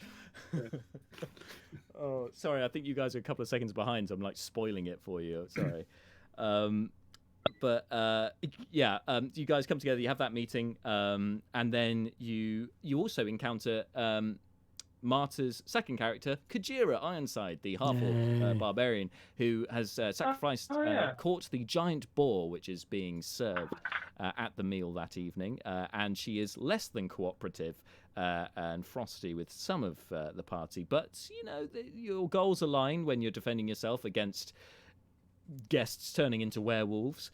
And you also managed to, despite the circumstances, not everyone turns into a werewolf. You managed to save a few, but all hell does break loose. And once most of the werewolves are dead and a couple of them are apprehended, you go after the guards and manage to, rather than killing them, actually, you more convince them not to fight and think Leobrin's Fey presence and Malar's... what was it? Malar, Calm Emotions is played to great effect to then nullify that encounter, and then you go after to try and find the assassin behind this. You end up going through the maze, which proves to be tricky, and you go through the maze because during the investigation, Fleeting Look goes missing. and turns out he has contracted lycanthropy, and you guys go to the center of the maze because that's where Leobrin's flock of familiars spot him. So you go to try and get him back, and in so doing, you also find at the center of the maze a chest with the body of the butler inside, revealing to you that in fact the butler was dead all along, and the person pretending to be the butler was in fact the assassin. And I think you actually I think you kill the assassin before finding Fleeting, but even still, you. No, she kills herself. Yes, she kills herself when she's outside the maze with Leobrin, because he couldn't get past the final test, which then made him compelled to leave the maze and not return. So then you were throwing in your rat swarms and your flock of familiars from outside the maze, and I believe that the assassin was left with him, and then it takes a poison. They take a vial of poison and kill themselves. But also they have a mask which allows them to disguise themselves, the gilded vizard, which the Oberyn then takes. And then it starts talking to him later on. It gets really disturbing. But, you know, magic items, it's fine. But yes, eventually you guys overcome and solve the mystery of the werewolf plot. And then you start heading back to Hilberg to tell everyone. Yeah? Named Fang? Or was it the leader named Fang? I can't recall. You don't actually find who Fang is. That's the one thing that's been left. That thread has not been. Was that their group name? Because they were sort of opposed to the Broken Fang group. That's the theory. There was a leader called Fang. Yeah, it went by the name Fang, but you haven't found that person. So that was awkward. As you guys are heading back, you come across a halfling family whose child is abducted by troglodytes. Leobrin steps into the fold as the hero and leads everyone towards where these troglodytes came from, and that's where you encounter a creature that we call the froglodyte, but is in fact the Banderhob, massive toad-like humanoid with a big old gut that supposedly abducts children and that sort of thing. You slay the creature and the troglodytes, and you find a book that is coded, it's ciphered, but the last entry isn't, and it's writing "I'm cursed, I'm so cursed, the horror, the blood, something like that, which Leobrin takes and puts it away so that nobody has to see it, because that's creepy as. Meanwhile, while the rest of you are turn someone into a frog, dangerous. That is weird. As you guys are heading back to Hilberg, we recap with Neris to find out what's been going on with her. She is in a cave somewhere, she doesn't know where, being held by the Red Mages in some kind of rudimentary cell, and has this psychotic, horrible hallucination, as it turns out, believing she's being attacked by this fearsome wight, and it turns out that it's not that at all, but her actions that she does to defend herself happen in real life, and the consequences are pretty horrifying, and actually leaves everyone, like we said with session 13, this was one of the moments that everyone went quiet for. You come back to your senses at this point, and you realise you're not in the fourth cell, and in your arms you're holding your aunt. Your hand is on her chest.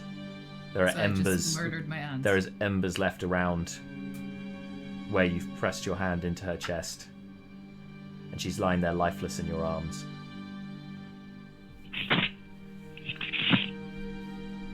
This is just so cool. Wow. Wait, I think I lost audio. Hello? No. We're all as blown away by that revelation as you right now. Yeah. That's the thing with the online versus in real life, when everyone goes quite like, did I just lose audio? I should say as well that the rest of you, meanwhile, you'd taken Rexland Swordclaw with you because obviously you wanted to stop anything to do with werewolves, and he takes Kajira with him back to the back to Delvator, to the headquarters of the Order of the Broken Fang, because she potentially is going to become a member herself. And Rexland was also the one to offer Fleeting Look membership into the Order of the Broken Fang, and carries out the ceremony to in which Fleeting takes his oath. Anyway, you guys on the way back with your 2 werewolf charges, it proves problematic because they can and do turn on occasion, but you find means to try and suppress the effects and to kind of keep them in check. And also, Leo can't find the fortune teller when he goes back into Hero's Landing on the way back, which she seemed to know something about about not only him but also what he needed to do next, and something about finding her sister, something like that. And it's only while you guys are out there, it's only due to Malar casting the sending spell to Neris to try and contact her, which kind of brings her out of this state, this hallucinatory state that she's in. That brings her back to Earth, and she finds that she's killed her aunt, which is pretty horrific. But she is not one. She's not a damsel in distress, Neris. Oh no, she can rescue herself, and in fact, she breaks out of her own cell. And starts snooping around the area, finding a lot of undead, a lot of dwarf skeletons in armor and so on, that seem to be in and around the area near the cells. Does a little bit of snooping, and eventually, what? Eventually, she escapes through using a new spell, Alter Self, to give herself gills and turn into a merfolk and go under the water to escape from that. While the rest of you, it seems, are also coming upon this base. You find through some help with Greenblade, and also the fact that her uncle Brinlin had gone out looking for Neris as well. You come across both of them as you guys are trying to keep up and find Neris and the Red Mages, and eventually you happen upon the same site that Neris found. You've also find some Red Mages there and some other goodies down below in this base. But there were a few badass moments, but the one that stands out has got to be this little bit with using Destroy Undead. That's a face. That's a smug face. What's the DC, sorry? Oh no. You said 15. 15. 15, I didn't catch that. All but 2 of them are destroyed. Nice. Oh! Just it's, the lighter of this warm yellow light of Festia explodes out from you, and they're just... most of these skeletons are eviscerated, turned to dust. And do we hear and that? None of us saw this. Do we hear it? You heard a yes from the. I look but up and none I'm of like, us have seen it. Okay. So yeah, that the badass moment that no one saw, but it's a good job this is a game that we can see it from the outside perspective of Malar destroying all those undead, and the rest of you reconvene with Neris, rescue her. You find the ever-smoking bottle, which was masking the kind of the floor of this of the valley within this complex, and you then head on to the final boss, so it would seem, the fight against Damon and his charges within. A big old fight ensues. He's clearly very powerful. Things start going horribly wrong with fireballs and the like, and it's at this point that Malar's gift that he was given by Festir on our Christmas stream, Fortune's Folly, finally takes its most powerful effect. But up until this point, Malar has used it occasionally to interpose himself between the characters. He can use it as a reaction to teleport himself to swap places with the character who's being attacked to potentially cause the attack to miss. But its final one, it uses all the charges and destroys the item. And it turns back time for 6 seconds, which is a very convenient amount of time. Not so convenient for the dungeon master, but I made the item, I made my own bed with that, and still, it was an awesome moment. It meant Malar. It was actually, I realized watching Galaxy Quest the other day that it's the same thing. That's what it does. It turns back time for 6 seconds. Amazing. See where they got that from. Oh my god! Galaxy Quest is a D&D campaign. Yeah. Again. Who'd have thought it? I mean, other nerddom, so I suppose it works. So yeah, it turns back time for 6 seconds, and then Malar obviously has the memory of what happened before because he was until he was knocked unconscious, of course. And so then he knows that this fireball's coming that's going to decimate everyone. So he warns everyone, and everyone spreads out, and it changes the course of history and the battle. Whoa, time travel, man! That's why you can only do it once, because that would be ridiculous if you kept doing that with that item. That's crazy good. I love it that since then, your items have had different effects. Like you meant after like one use, you were like, oh my god, I've got to remember to keep saying alert, alert. Yeah. Whenever he doesn't know there's someone. Because I kept forgetting. And then you about made that. this, and then you had this, and you were like, oh my god, I've got to remember where everyone was 1 turn ago. Shit. Yeah. I had to take we had to take a break on the stream so I could just look at the picture and work out where everyone was. Yeah, good times. And since then, it's been items. And since then, it's sort of like the items like, will this record me? No, we're safe. I'll add this one. Yeah, just turn it down a little bit. Yeah.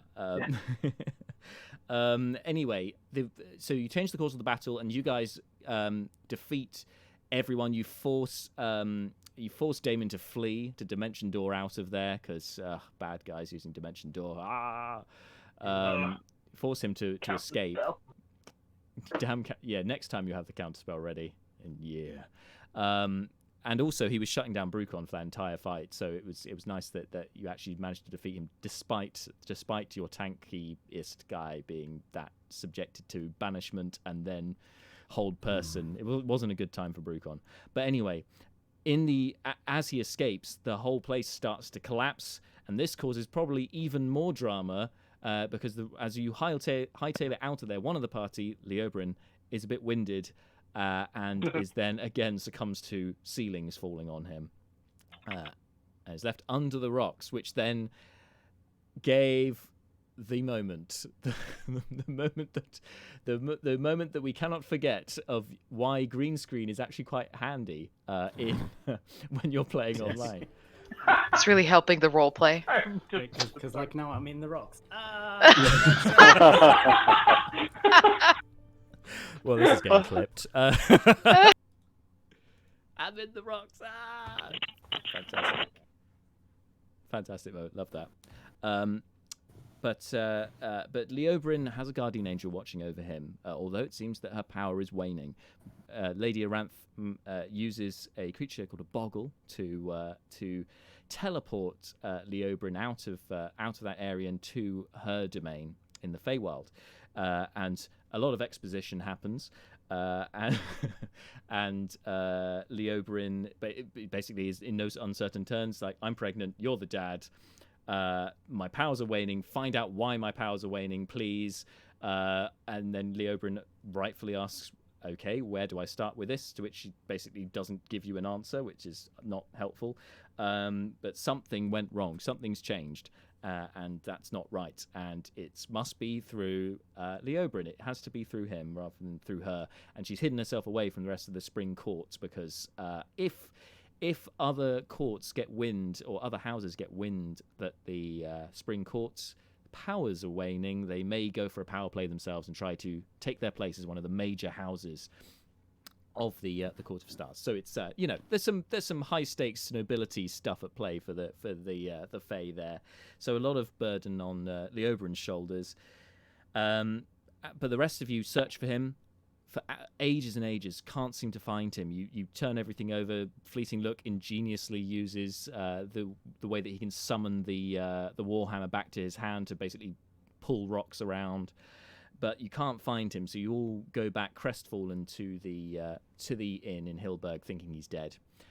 And as Brucon's having his Shawshank moment of no in the rain outside the inn, and some of you are getting drunk and grieving in other ways, Leoberin rocks up back into town, seemingly fine, because the Boggle brought him back, although warned that this won't happen again because of her power's waning. She doesn't have the strength to do so again. But he's brought back to reunite with the rest of the party, and yay, everyone's back together again with no doppelgangers or any other nonsense, so that's nice. And then it's about time that you guys continue on to your next quest. But what is your next quest? Oh, right, we've got all of these other threads that need to be taken care of.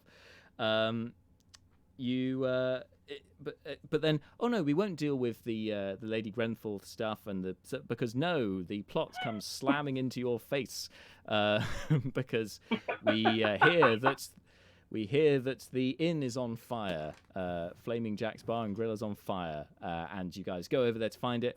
Find out that it seems that the Red Mages are after a particular item, a bone dagger, which you remember was displayed above the bar. And Jackburn is also missing, along with the dagger, isn't in the wreckage. You pull some people out of the wreckage. And then you're on the trail of not only him, but also his assailants, who seem to also be on his trail. You go through Half-Light Forest, trying to find him. You find a centaur. It's a bit of a random meeting. They give you some assistance. And then you find, following Jackman's trail more, that it seems that magic has been used to conceal him, to enable him to pass without trace. Which then eventually points you to the fact that a ranger may have helped him, and there's one ranger you know who goes around this area, so it's probably Greenblade that he's with. Oh, that's good. You also then have the piss taken out of you by an eagle. Leoberin tries to talk to it while it's gazing at you guys, wondering what the hell you're doing, and it laughs and leaves you as your trail goes cold. And we learn in this... We learned one weakness in the party during this, was that survival tracking is not a strong point for the party. But, everyone's got a blind spot, right? So the trail goes cold and you head back to Hilberg and kind of go to lick your wounds, I suppose, before kind of realizing the major problem you have on your hands with your two lycanthropic charges, Greta Grouse and Captain Mandeville, who at the moment are holed up in the temple in Hilberg, because the priest there, Ventrix II, can give some blessings to try and stave the effects of lycanthropy, or at least give them less chance of turning. But that's not going to fit. Eventually, they're going to turn, and you want to be able to fix this. So you start looking into cures for lycanthropy, because you had a potion of cure curse which you were gifted by Councillor Potter before you went off on your mission beforehand. However, that was one potion, and it was very, very old, and they don't know where they got it from. So you had to hit the books, and Brucon finds out about a place known as, well, as it turns out, a monastery of Aarakocra, in a place called the Eyrie, which nobody really knows where it is, but there's one old book which seems to have a map that sort of shows where it would be roughly if you can find the right looking area on the map. And you hear rumor of this potion that supposedly was held there in the Eyrie, so you decide that that's where you need to go and head, and that's kind of leads on to where we've got to now. Really, you insight check a cat who turns out is a member of the Moonrunners who can turn into a cat. Particularly memorable moment. Seth also learns of his soon-to-be patron, and the fact that it goes by many names, including, well, have a look. What would you like to call me? What would you like to call me, Seth? I'm not the best at naming stuff. Daddy. My sword is called. My sword is called. My sword is called Stabby. My horse is called Horsey. I'm not the best at naming stuff. I see.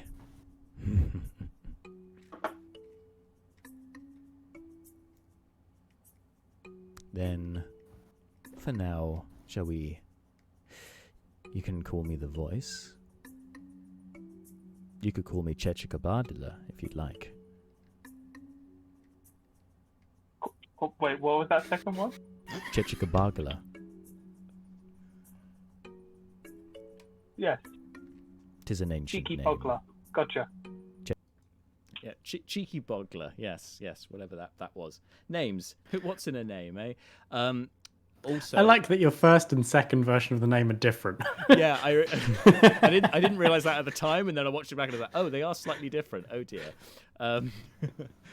He goes by many names, many different dialects. Makes up a new one each time someone asks. Yeah. So anyway, Chechikabagla. And you guys also, through the funeral for Aunt Argentia, at the wake afterwards, you learn of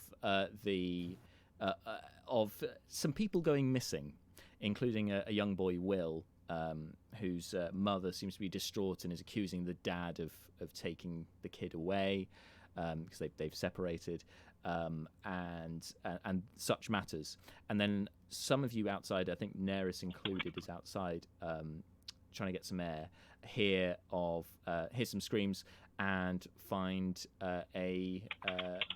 one of the gnomes, in fact, one of your favourite gnomes in Hilberg, Bantam Quigley, the owner of Bits and Pieces, a tailor of esteem, who's given you guys some very cool magical clothes. So Brucon and Neris in particular are fond of, due to their new threads, has been abducted by these it's seeming birds. Seems like giant birds. As it turns out, these are Aarakocra.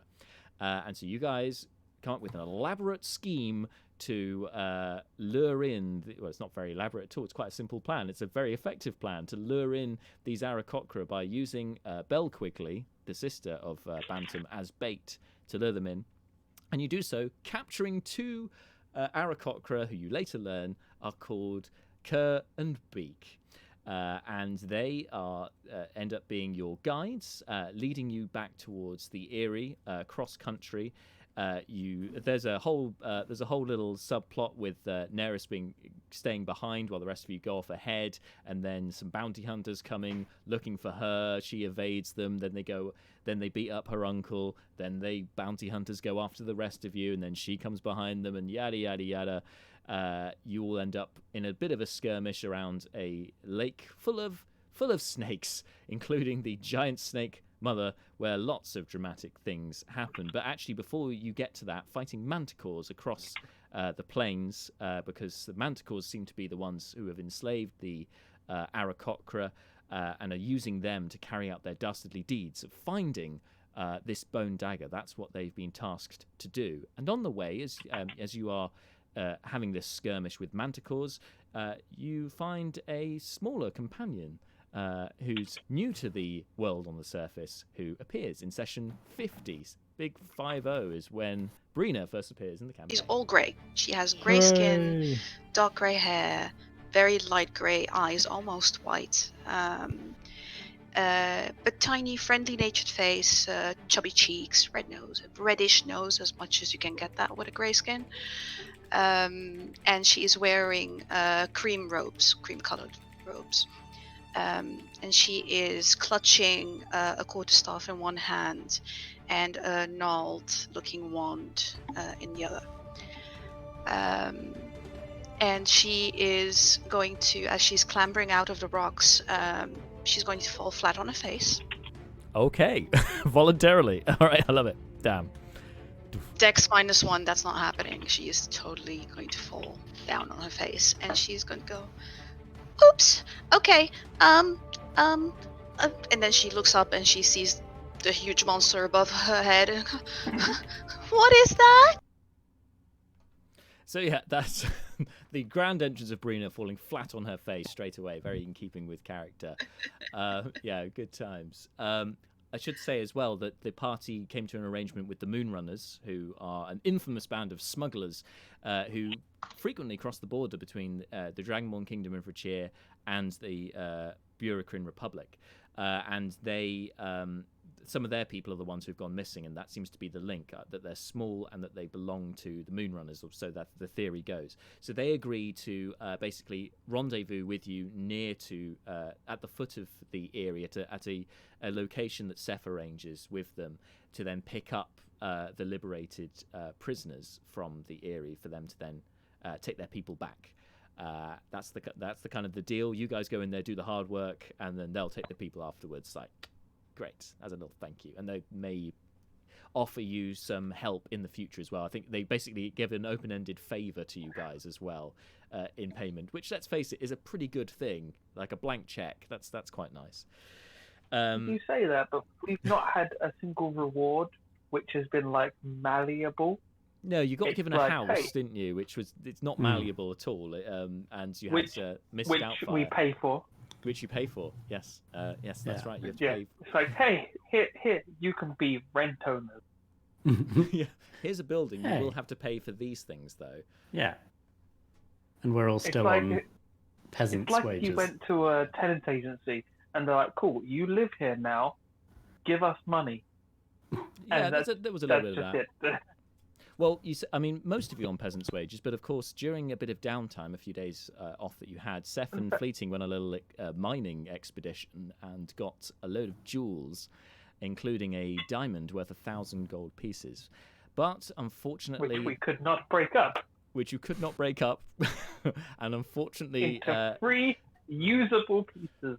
yeah, because there was a plan to maybe go to the capital to sell it and get some smaller diamonds. But unfortunately, you needed the diamond beforehand when all hell broke loose at Snake Lake, resulting in Fleeting Look dying. Saves. Come on. Is he blessed? He is blessed. This was a Halloween. Oh no, hang on. Hang on. He's underwater. He's drowning. So that's an automatic fail. I'm so sorry. What? He's underwater. He's drowning. That's an automatic fail. He's already unconscious. He's drowning. That's a failed death save. Fleeting's dead. There's no way around that. Okay. Cool. Well, this got cool. real. Yep, that got real when that happened, but that meant the diamond was then going to be used to then revivify Fleeting Look. Otherwise he'd be dead forever. And he's since then has been in a sort of a coma of sorts, like a I was going to say catatonic state, but I don't think that's right. But anyway, in a coma-like state since then. So that was really heartbreaking because of what had happened a few sessions earlier with Brina, who also is a follower of Omenak, or Keith as he's otherwise known, to both Fleeting and Brina. She was gifted a wand by him, and that wand allows her to cast Zone of Truth in a very potent way, which ended up with this admission, which is a moment that will stay in this campaign forever. Oh no!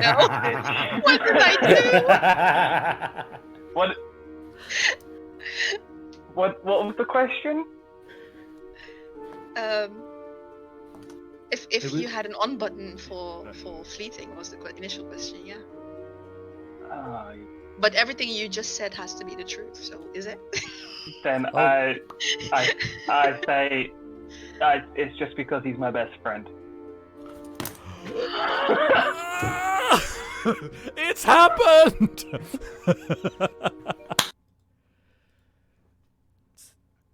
We ship this massively.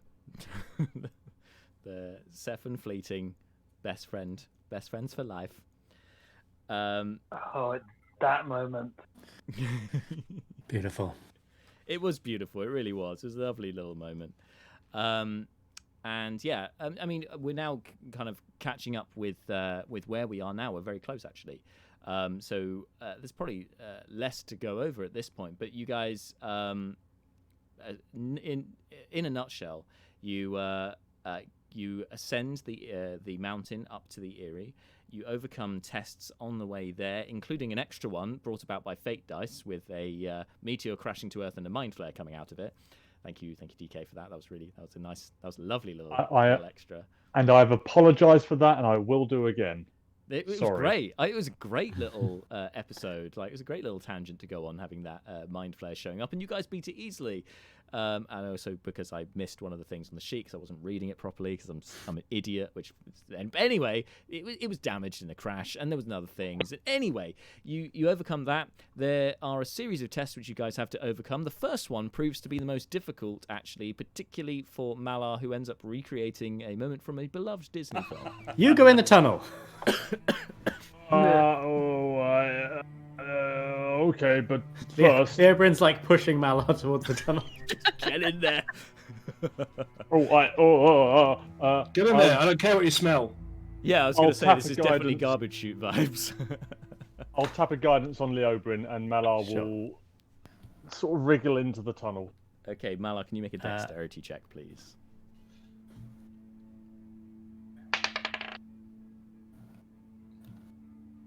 Sick. Oh, shit. Okay, Malar, you start crawling in. You get 3 feet in, and then suddenly, oh no, your keister isn't quite fitting through the entrance, and Leobrin, it's like Winnie the Pooh stuck in a tree. Oh no! Of course it is. Oh no! No! Malar's arse is sticking out the end. Yeah, with the Winnie the Pooh moment of Malar getting stuck in the tunnel. Proved to be the most difficult one to overcome. But there were some ingenious moments as well, with particularly Seth fashioning a papoose for Kerr to then wear, the Aarakocra, to then have Brina be mounted inside, essentially, so that she can be a flying wizard, just, throwing off spells and then occasionally accidentally getting into the middle of fistfights by being attached to a monk. These things happen.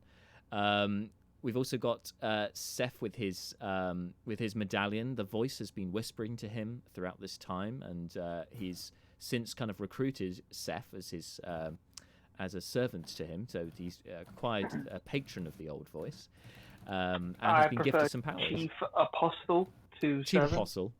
Chief Apostle. All right. Gifting you some extra powers, including the detect thought spell, which has been which you can use once per long rest, I think, which has been used, been really helpful actually to you guys in a number of encounters thus far, and I'm sure it will continue to be. And you've got message as well, I think, with that medallion. Yeah, I don't understand how spellcasters can finish with spells. I've literally used detect thoughts. I can use it once a day. I have used it every day since I've got it. It's like, oh, I don't need it. I'm going to read the minds anyway. Yeah. So it's been very beneficial. So this clearly the old voice is just a really nice entity that's wants to do good and wants you to help with that. There's no malicious intent there at all. Everything's fine. Everything's fine. Don't say it like that. I keep saying that to people, but I use more conviction for it. That was speaking you of had which. No conviction there. Speaking of which, Leobrin has potentially found a new source of power because his powers have been waning and playing up sometimes due to Lady Aranth's powers have been waning, and he's been made an offer by an old crooked lady who appears to be some kind of crone, who has given Leo the means to locate her missing sister. One of the sisters is the fortune teller, which you've already met. The others, this second sister met you guys in the wilderness, pretending to be animals and pretending to be attacked by a vicious monster, and then it was revealed straight away by Brina's zone of truth that wasn't the case. And the third sister supposedly is somewhere out there. So 3 sisters need to convene in order to give Leobrin new powers. So that again doesn't sound any bad things are going to happen there at all. Just a trinity of goodness. I'm sure that's what it is. So yeah, nothing to worry about there. And you guys continued up the path You overcame the second test, the seesaw, which obviously in keeping with Brucon and the balance, and there's a lot of Brucon's following of the balance of the light and the dark that seems to be ringing true in this area in particular. And as it turns out, the monks here also follow the way of the light and the dark. Only these monks, the Aarakocra, believe they belong to the elemental plane of air and will do anything they can to get back there. And so that is kind of their... It's almost religious, like their devotion and belief to ascending to the elemental plane of air. And you've now encountered the master of the monastery, Master Talon. She sustained injuries as the Manticore's coup d'etat happened, and managed to escape through turning into a gaseous form and escaping from her chambers through the mountain. And you've found her wounded, and Malar's been able to heal her. And the rest of you have then followed her to infiltrate the inside of the monastery from within, with some very impressive stairs made of ice, climbing up the waterfall, using her elemental powers, shall we say. You've also established some allies within from some of the Aarakocra that have been sent to kill you. You've basically ended up killing the Manticores and then befriending the Aarakocra. We're going to save you guys. And they go, okay, cool. And then they go back. So everything's shaping up nicely for you guys to then get in there, defeat the 12, 15 Manticores that are in there, plus this supposed druid that's in charge of them. And you get there in the last session. You got in there. You saw what was going on. You saw the Manticores there. And before you can do too much other than Brucon clicking his boots of speed and running off to try and save the prisoners, Leobrin uses his newest ability. It's Major Image, wasn't it? You used, Leo? Yeah. Yeah. To create a very impressive dragon to that scare was a them. Kick-ass spell, mate. Really was, and it works devilishly well, and great timing as well, because then some Wyvern riders from the Dragonborn Kingdom showed up as this was happening during the confusion, and now you've kind of in the middle of a battlefield with you've got Manticores on one side, Wyvern riders attacking them, and you guys are caught in the middle to try and figure out what's going on and equally survive and save the prisoners and get the potion. As you've found from the master, the potion for some reason is missing, but you have got the recipe.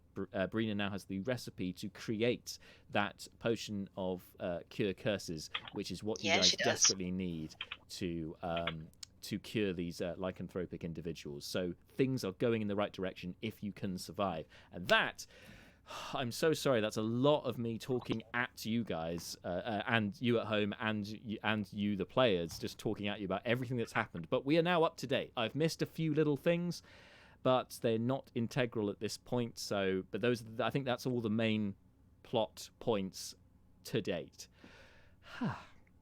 With that taken care of, what a journey! 60 sessions. It's been a long old time. It means the next recap should be eat quicker, because there'll be less to talk about. I've done this bit now.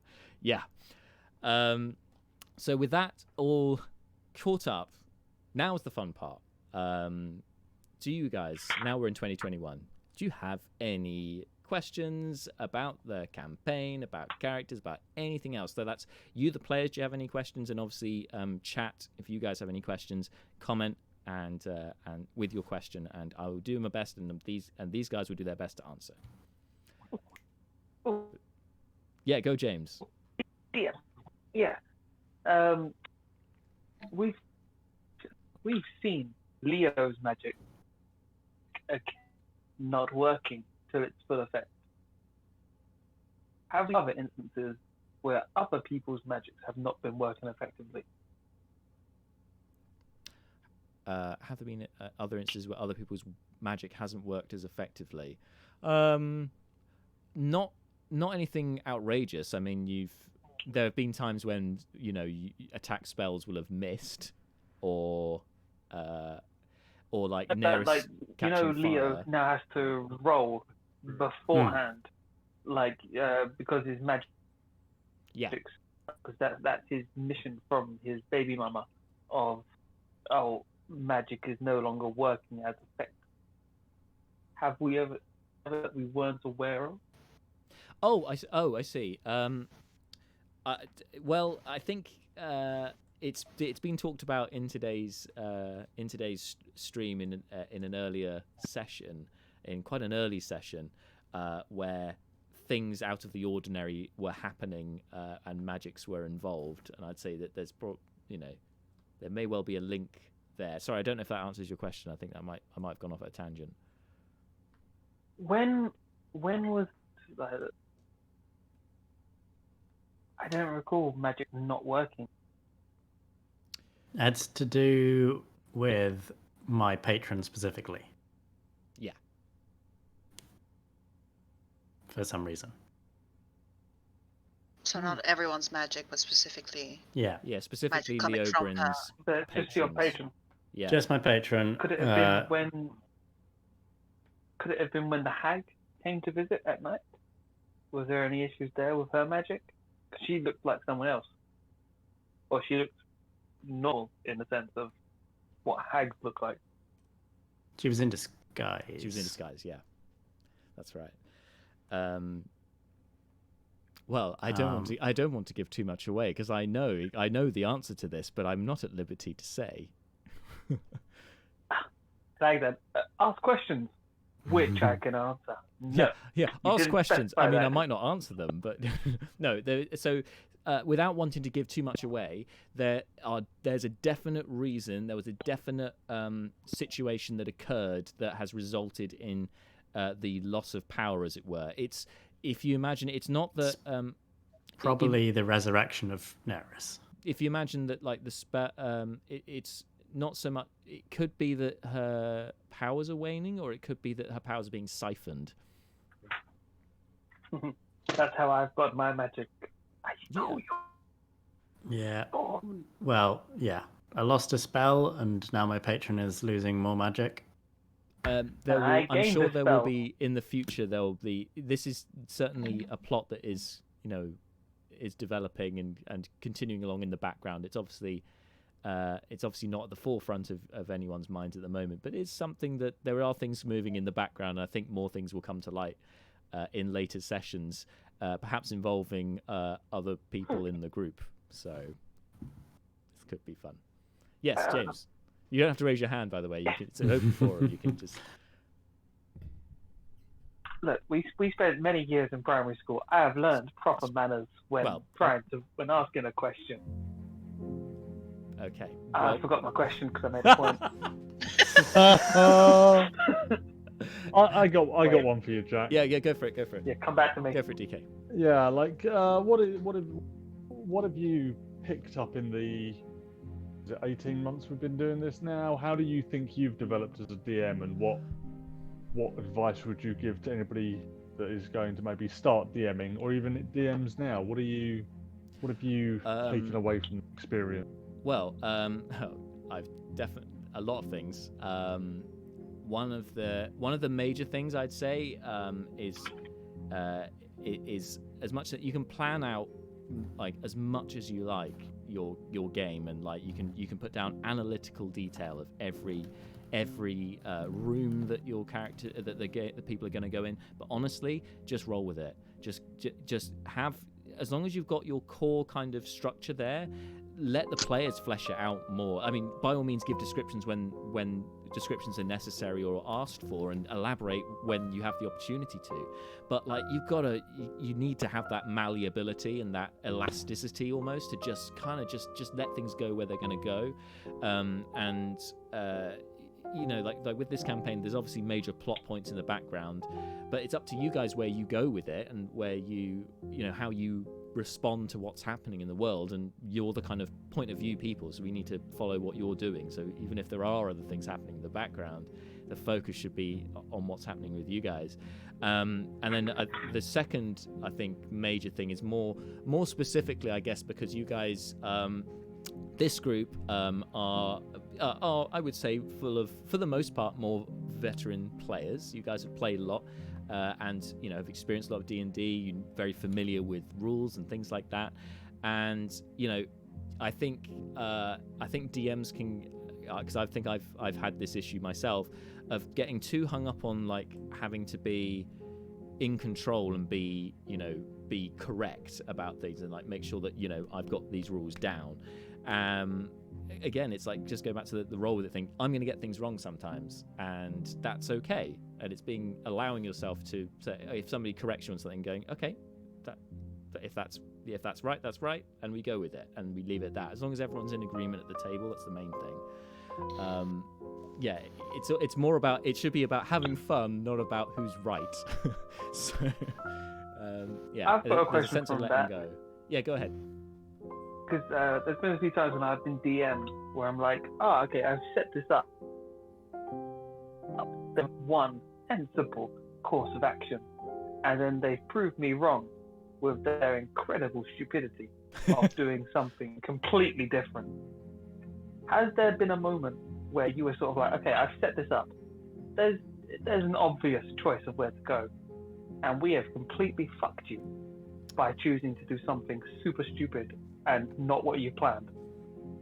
Oh yeah, I'm sure numerous times. I'm trying to think of a specific example because again, it's like you can lead a horse to water, but it's up to you. It's up to you, the players, if that horse is going to drink. So I've just got to make the playground for you guys to play in, and just to see what happens after that. I would say, I mean, one that was touched on today was when Brucon sacrificed himself. Like, what? What? Yeah. Yeah. No one saw that coming. Even Brucon didn't see that coming. Like I thought, there's got to be a sacrifice. But I was trying to hint towards the dark mantle. You could use the dark mantle as the flesh, the vessel, and then Brucon like stabs himself and goes unconscious and dies. Like, what is happening? So that was one great moment. I just remember that at the table, sitting there going, "Why are you stabbing yourself?" And he's like, "You're unconscious." It's like, no, somebody heal me.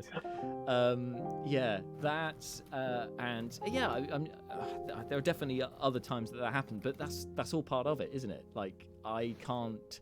If it's you do exactly what I want you to do, it becomes a novel, and that's not what this is about. This is a game. You guys, you guys have agency. I give credit that your main example for that was Brucon was a player stabs himself with no reason to do that. That's definitely the main one I've ever heard. Of sacrifice. They need a sacrifice. Yeah, because I've definitely made mistakes in that respect by sometimes like it coming across a bit railroady or like other narrative things, and have learned from it, and it's not just learning what works in a game of D&D, because I think that varies so much depending on your table. It's what works for your table and what everyone wants to play. And creating. We're a party that stabs ourselves. Railroad us, please. We need the help. Want to perform seppuku, that's your game. Like, fine. Yeah. Equally, I think probably kind of in the mirror of DK's question actually is what, as you guys as players, what have you kind of over the last 18 months during the game, what has changed for you in terms of your it could be anything to do with your view on the character, on the game? Is there any sort of moments you've had or even character moments that might have changed? Like, for instance, I know James, you had Seth kind of mapped out from 1 to 20 with where you wanted to go with this character, and do you think anything's changed with that over time or not? Oh, entirely. On D&D Beyond, I've got like 4 Seth copies, and I've got them literally planned out from 1 to 20 from at the start, and then every time we do something, it's like, cool, I need to change this. And so I make a copy of him, and then I change his final version. So there's always a final version of what I'm aiming towards, and then it always changes by what happened.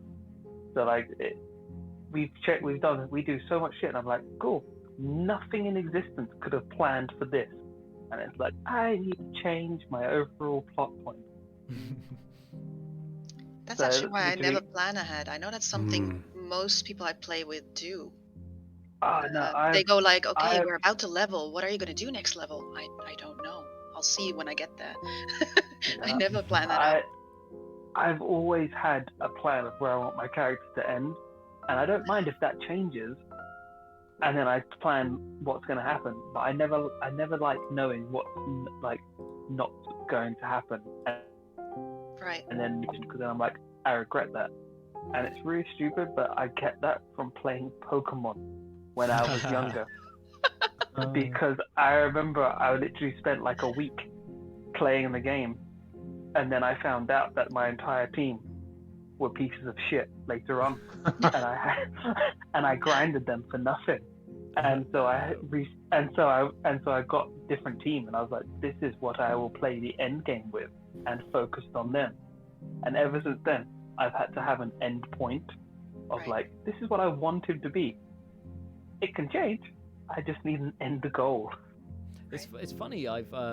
Because I've almost found like I do a bit of planning in concept, but that's then shaped. It changes obviously with what's happening in the game. But like, if I have a character concept in mind, and then the main thing that I do during a game, like for instance with the cage, is that I get excited about the next level, but not. I don't look beyond the next level. I look to the one that is upcoming, and then that keeps changing. What spells am I going to get next level? And I'm like, I really like this combo. Oh no, wait, I could do this one. And it's almost like paralysis of indecision, but equally, sometimes I do find I hook onto something and go, that's really good. Let's go with that when that happens. Yeah. I mean, when we were talking before the game actually even started, like my original Seth at level 4, like this is like when we haven't even created our level 1 characters. At level 4, Seth was going to take Magic Initiate, and get a Seagull Familiar. To go with him. Like that was like an original plan. And as we carried on, it's like, no, I've got a different plan now. And so the level 20 character got copied and then changed for all his levels on D&D Beyond. I think it's great that you're keeping all the old ones as well to see actually how that changed over time. It's really cool. I've currently got 3 possible ends for him. One is he goes super evil, 1 reasonable anti-hero, and 1 Malar changes him, and I've got a version of him which is like pure, I want to be a hero. I want to live up to Malar's standards. There on D&D Beyond that exists. Nice. There is hope. So yeah, as so I open up to the rest of you. Any changes, do you think? Any way your character's changed, or any other D&D experience has changed over the last 18 months? I mean, I think I'm sort of eager to have. I think Malar is still very much on the track that I carved out for him early on, but I'm eager for sort of to have the discussions in game about maybe, Malar, the party actually. I think, and we've hinted at that in our chat, the party going, we don't have to help everybody. Like, it's good that we do that, but sometimes you've got to learn how to prioritize threat rather than running yourself thin. But that's not something that's going to happen of his own volition. If it doesn't happen, it doesn't happen. That's fine. But if it does, like I would like to have a little bit more downtime just to explore some of the character stuff. Like all this happens at such a fast pace. Like, Seth and Fleeting, there's a massive capybara, and we've just sort of gone with it. Like, it'd be nice to have a little bit of fat every now and again where we can, actually get to understand what Brina's deal is. Like, hello, you're a small blue person. Yeah, do you want that's to come where with I us? We're went doing a thing. Yeah, I was exactly thinking that to what degree does it make sense that Brina stuck around if they haven't had development in their relationships? Like, why would she be risking her life? Now, obviously, she has this mission from Keith, and it makes sense to go along. But it to risk her life for these people specifically, who she's seen do some very questionable acts, some of them, it would be nice to have moments, just around the campfire, them talking and developing these relationships and getting some questions answered back and forth. Yeah, I think maybe that's something we've got to do, because you can do that on a long rest. Absolutely, yeah. Like you say, around a campfire, like you can have people swapping over for taking watch and those. So maybe that's more on us. We've got to force those a little bit more. Yeah, well, I think so. I think by all that's means one you of can the force them things- in, yeah. But sorry, go ahead. Yeah, I James. think that's one of the things that we need to work on with it being not in person.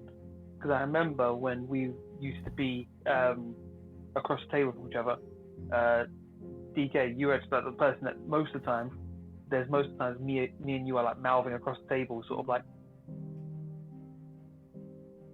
we're just mouthing random shit across tables, like you can have that side conversation. Next long rest, yeah. So we have like little side conversations that when it comes up to us, we're ready for the character interaction in a sense. And we kind of do that now. We've got the chat on our Discord for us that we're sort of like, hey, do we need to talk about this for some character? I think it's just getting used to doing that, of like preparing for it. Yeah, I'd also say that with seems like with us being online, the pace of like story events is slower. So adding extra downtime chat on top of that might make things move at a crawl. Yeah, this is true. This is the fine balance, because it was only a couple of sessions ago. I remember one of you guys saying I think somebody missed a week and then came back and they're like, this is all that's happened. We're still on the path.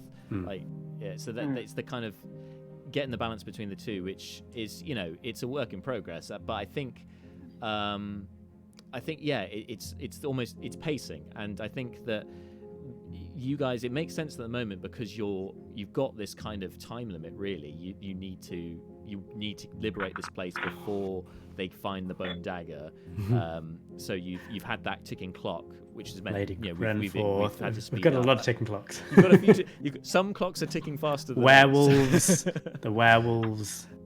Yeah, all Lady the things, which slowly, one by one, picking those apart. Because I admittedly, I think I said this a while back in a campaign diary, probably like a year ago, that I realized I'd overwhelmed you guys with too many plots, and then it was like, right, no more new plots. Let's just let them lead each of these out until we thin out the herd a bit. And now I think we're at a nice area where you've got one main one, there's a couple of other little things, and that's all you need to keep going with. But going back to the downtime thing, I think that I think you're entirely right. I love those downtime roleplay conversations and developing the character. I think those are great. We've seen some great moments from that in the clips, and there will be more moments like that. Some of them I'll be engineering myself, like as in okay, this bit has just ended with the big fight or whatnot, like the showdown with the dragonborn wyvern riders and the manticores. Like once the dust settles on that, and then you're looking at developing the potion, for instance, and things like that. There's going to be natural opportunities there to have those more role-play like sessions. But then I think on top of that, like by all means, if you guys ever want to deep dive into role-play round the campfire or wherever else, I mean, I'm always game. It's also nice for me to sit back and listen sometimes. I'll really repeat here what DK was saying, that it is on us. It is the best moments like that come from very spontaneous reactions to a certain thing that happens, and it's like developing actual relationships. You can put us in a room together and go like, now be friends, and that's not gonna happen, right? It kind of has to develop naturally, and so it is really on us. Don't feel that is something you need to do. I think that's definitely the player's role. I think one of the things is that we're half all too polite when it comes to the downtime stuff. So like when there's a downtime event, I think the main one especially being like right after we had the fight when Fleeting died and we fought the snakes and such in that campfire one. If someone ever wants to do something where they have a conversation with a character, it then becomes well, what's everyone else doing? Like we seem to put all the downtime into one go. So like if someone's like, oh, I really want to have a talk with this person, once they finished, it then becomes so what's Leo doing during this time? And it's like, so we kind of put all downtime into one go when it's just like 2 or 3 characters need an interaction, because we kind of feel Yeah, you kind of waiting to be asked rather than. We've been talking. Yeah, we've been talking for 40 minutes for these characters to have an interaction. We then we've kind of left out the other 3, and then it becomes so what have you been doing in this downtime? And then they're like, I didn't actually have anything for this, and then we spend like half hour on their downtime. So we then spend a whole session on a long rest.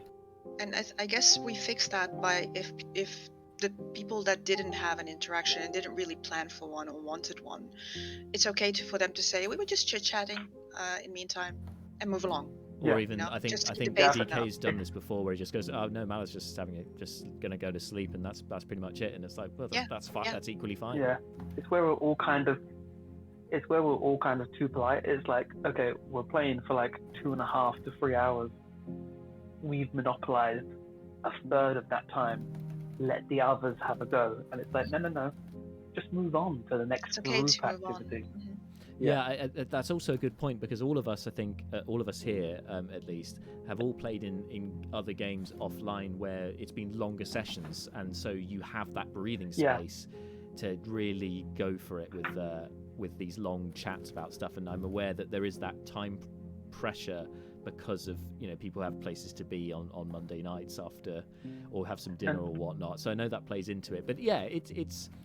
I would say it's a pacing thing with all of us. Like, yes, you guys, I think I can help in a sense, but it's all of us together working it out. And I think that's like just because we're online, we slightly feel more guilty about it. Because if we're at a table, the people that aren't talking, just like slightly left out, so they're still involved. But when it's like a conversation, so I think there was a moment where like me and Neris in a conversation right after that fight, sort of thing, and that was like 20 minutes, and then it was like, cool, so what are others talking about during this time? And you move on because no one else has been talking because we're not in the same room. So I think it's just getting used to being online while we do downtime activity. This is a transition, right? We before moving online, before the pandemic, we've never done this before, and it's a bit of a learning curve, and that's fine.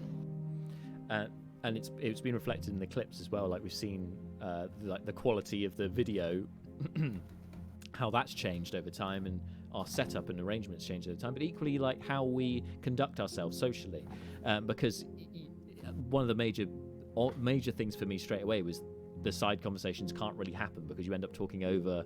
Because it more lends itself to like a business meeting where one person speaks, the others stay quiet, and then they speak when it's their turn. So talking over each other doesn't really work because you've got this flat sound through the headphones, compared to in a room where you can have different conversations happening in different places, have that perspective, I guess. And together, it was really easy to go off topic and then back on topic. So one of the things that we normally did when we were in the room together was someone says something and we just make a casual joke about it, like just casual joke, completely unrelated to the conversation for someone that's not even there. And then but when you're on chat and stuff and someone says the joke, you need to like half interrupt a conversation, and then everyone's like, let's stop, listen to them, and then it gets harder because we're not all face to face. Yeah, you've got one comms channel that 6 people have to share, whereas in face to face. Exactly. That's much better. That's much more eloquently put than the flat sound tangent I was talking about. Yeah, that's exactly it. But I would say, let's for a moment not be too hard on ourselves here, because all of that, I think it's learning. We're always learning, and I think that we've come a long way since we first jumped online. Like, we've adapted to these changes pretty darn well, to be fair. And it seems that we're only improving, like week on week, and yeah, that's great because it ultimately means that we're going to have a more enjoyable game, and that's what it's all about. But yes, I look forward to the day that we're all back in the same room, which will happen one day before the campaign's over, I'm sure. If you guys have still stuck with it by that point, because that's a long old time. But it's You say if we're still stuck with it. If we're still alive, middle of a Manticore Women War, we're not going to live, man. This is true. There are a number of factors. I mean, you can always roll up a new player. That's fine. Yeah, we've got them ready. But yes. Anyway, did anyone else have any other questions before we end today's stream? I got one. Yes. It's plot related, so maybe you can't tell me. But I'm curious. Fleeting and Brina are very different. They don't have a lot in common. So what made Keith choose both of them? It's a very good question. Plot? No.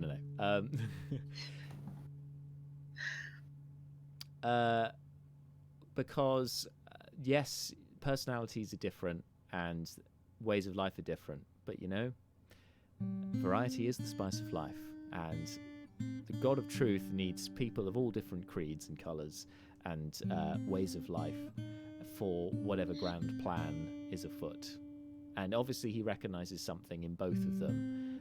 Different things, but things nonetheless that are going to be useful and a force for, not necessarily good, but force for truth for sure.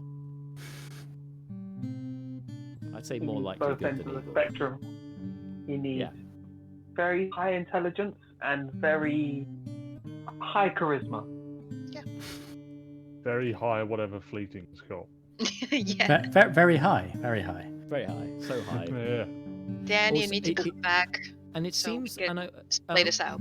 I would also note that whilst they're very different, they're also both misfits. They're both not. They're both unique to their upbringing. Like they're not like the people they spent their time with. Fleeting isn't like anyone's met before. He's just very unique, and Brina is completely unlike the rest of her clan. So there is something about uniqueness and truth, I guess. That maybe that's almost like Saint Christopher, supposedly, being being the guardian to travellers and taking pity on those who are kind of out on their own, that sort of thing. There's kind of, I guess, that kind of vibe with Omenak or Keith, that he likes people that are a bit different because he's a bit different as well as gods go. I mean, not what you were expecting, Keith. Yeah. Can I ask, since we've reached towards the end, I'm hoping to get a very small hint, because I've not been able to understand the dream that Daenerys and Steph half and the warning. Can we get like a small hint for that? Because I don't know. A small hint of what? Sorry.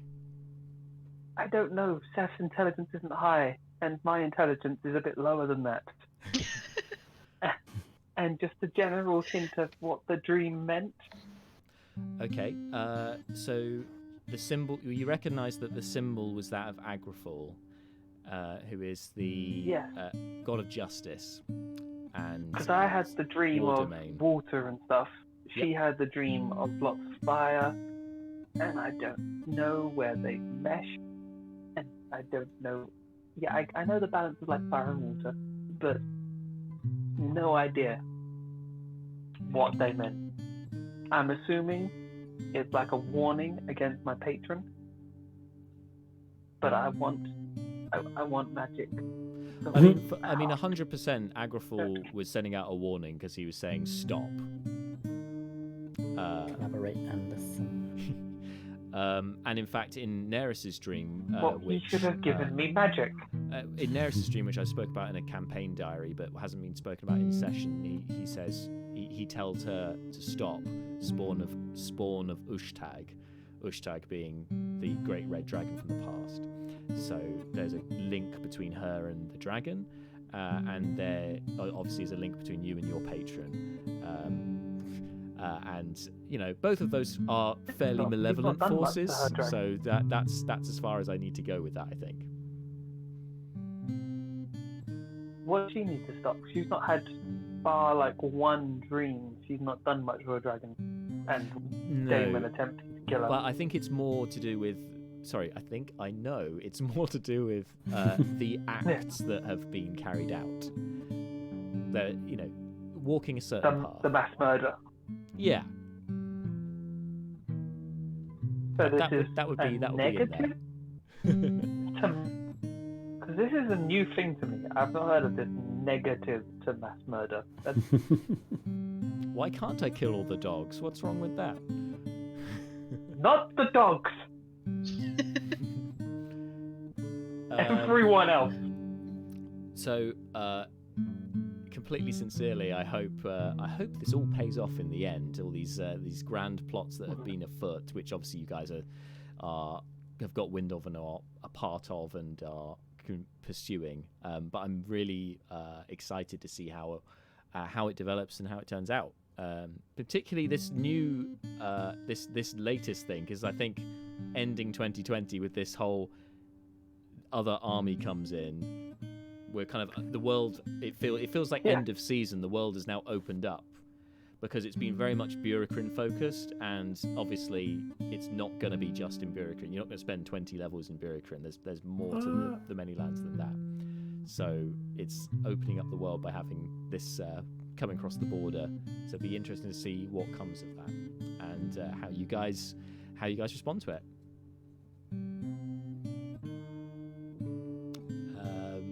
And whatever else comes next. But anyway, if there are no further questions, you guys, because I know it's nearly 9 o'clock, thank you for sticking with us tonight and sticking with me going through everything that happened previously in the Manylands campaign. But now you can say you are completely caught up, and I hope that actually for you guys, the players, that this might be useful as little reminders for things way back when, for when we go forward in the next session and onward after that. But anyway, whatever you're up to, have a good week. Just ignore the pandemic shit, ignore that. Get on with it.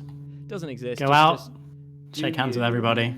I mean, not that. Lick the faces. Don't do that. Happy Don't do New that. Year. I'm just saying, ignore the negativity. I guess don't let it get you down. Just live your life as safely, but also as happily as you can in this time.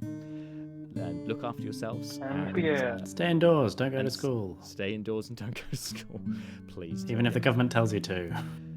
I mean, if you weren't aware the government don't know what they're doing at this point, just for the record, they don't know what they're doing. So just be safe and stay indoors. And just let it all blow over. Anyway, that's my advice. We've served two governments or at least one government in our campaign. They didn't know. Why should the real world be different? Yeah, exactly. Art imitates life sometimes. Anyway, whatever you're up to, stay safe, everybody. Look after yourselves. I hope you have a good week, and I hope to see you next week for the next session, the first one of 2021. Yeah. Bye. Bye.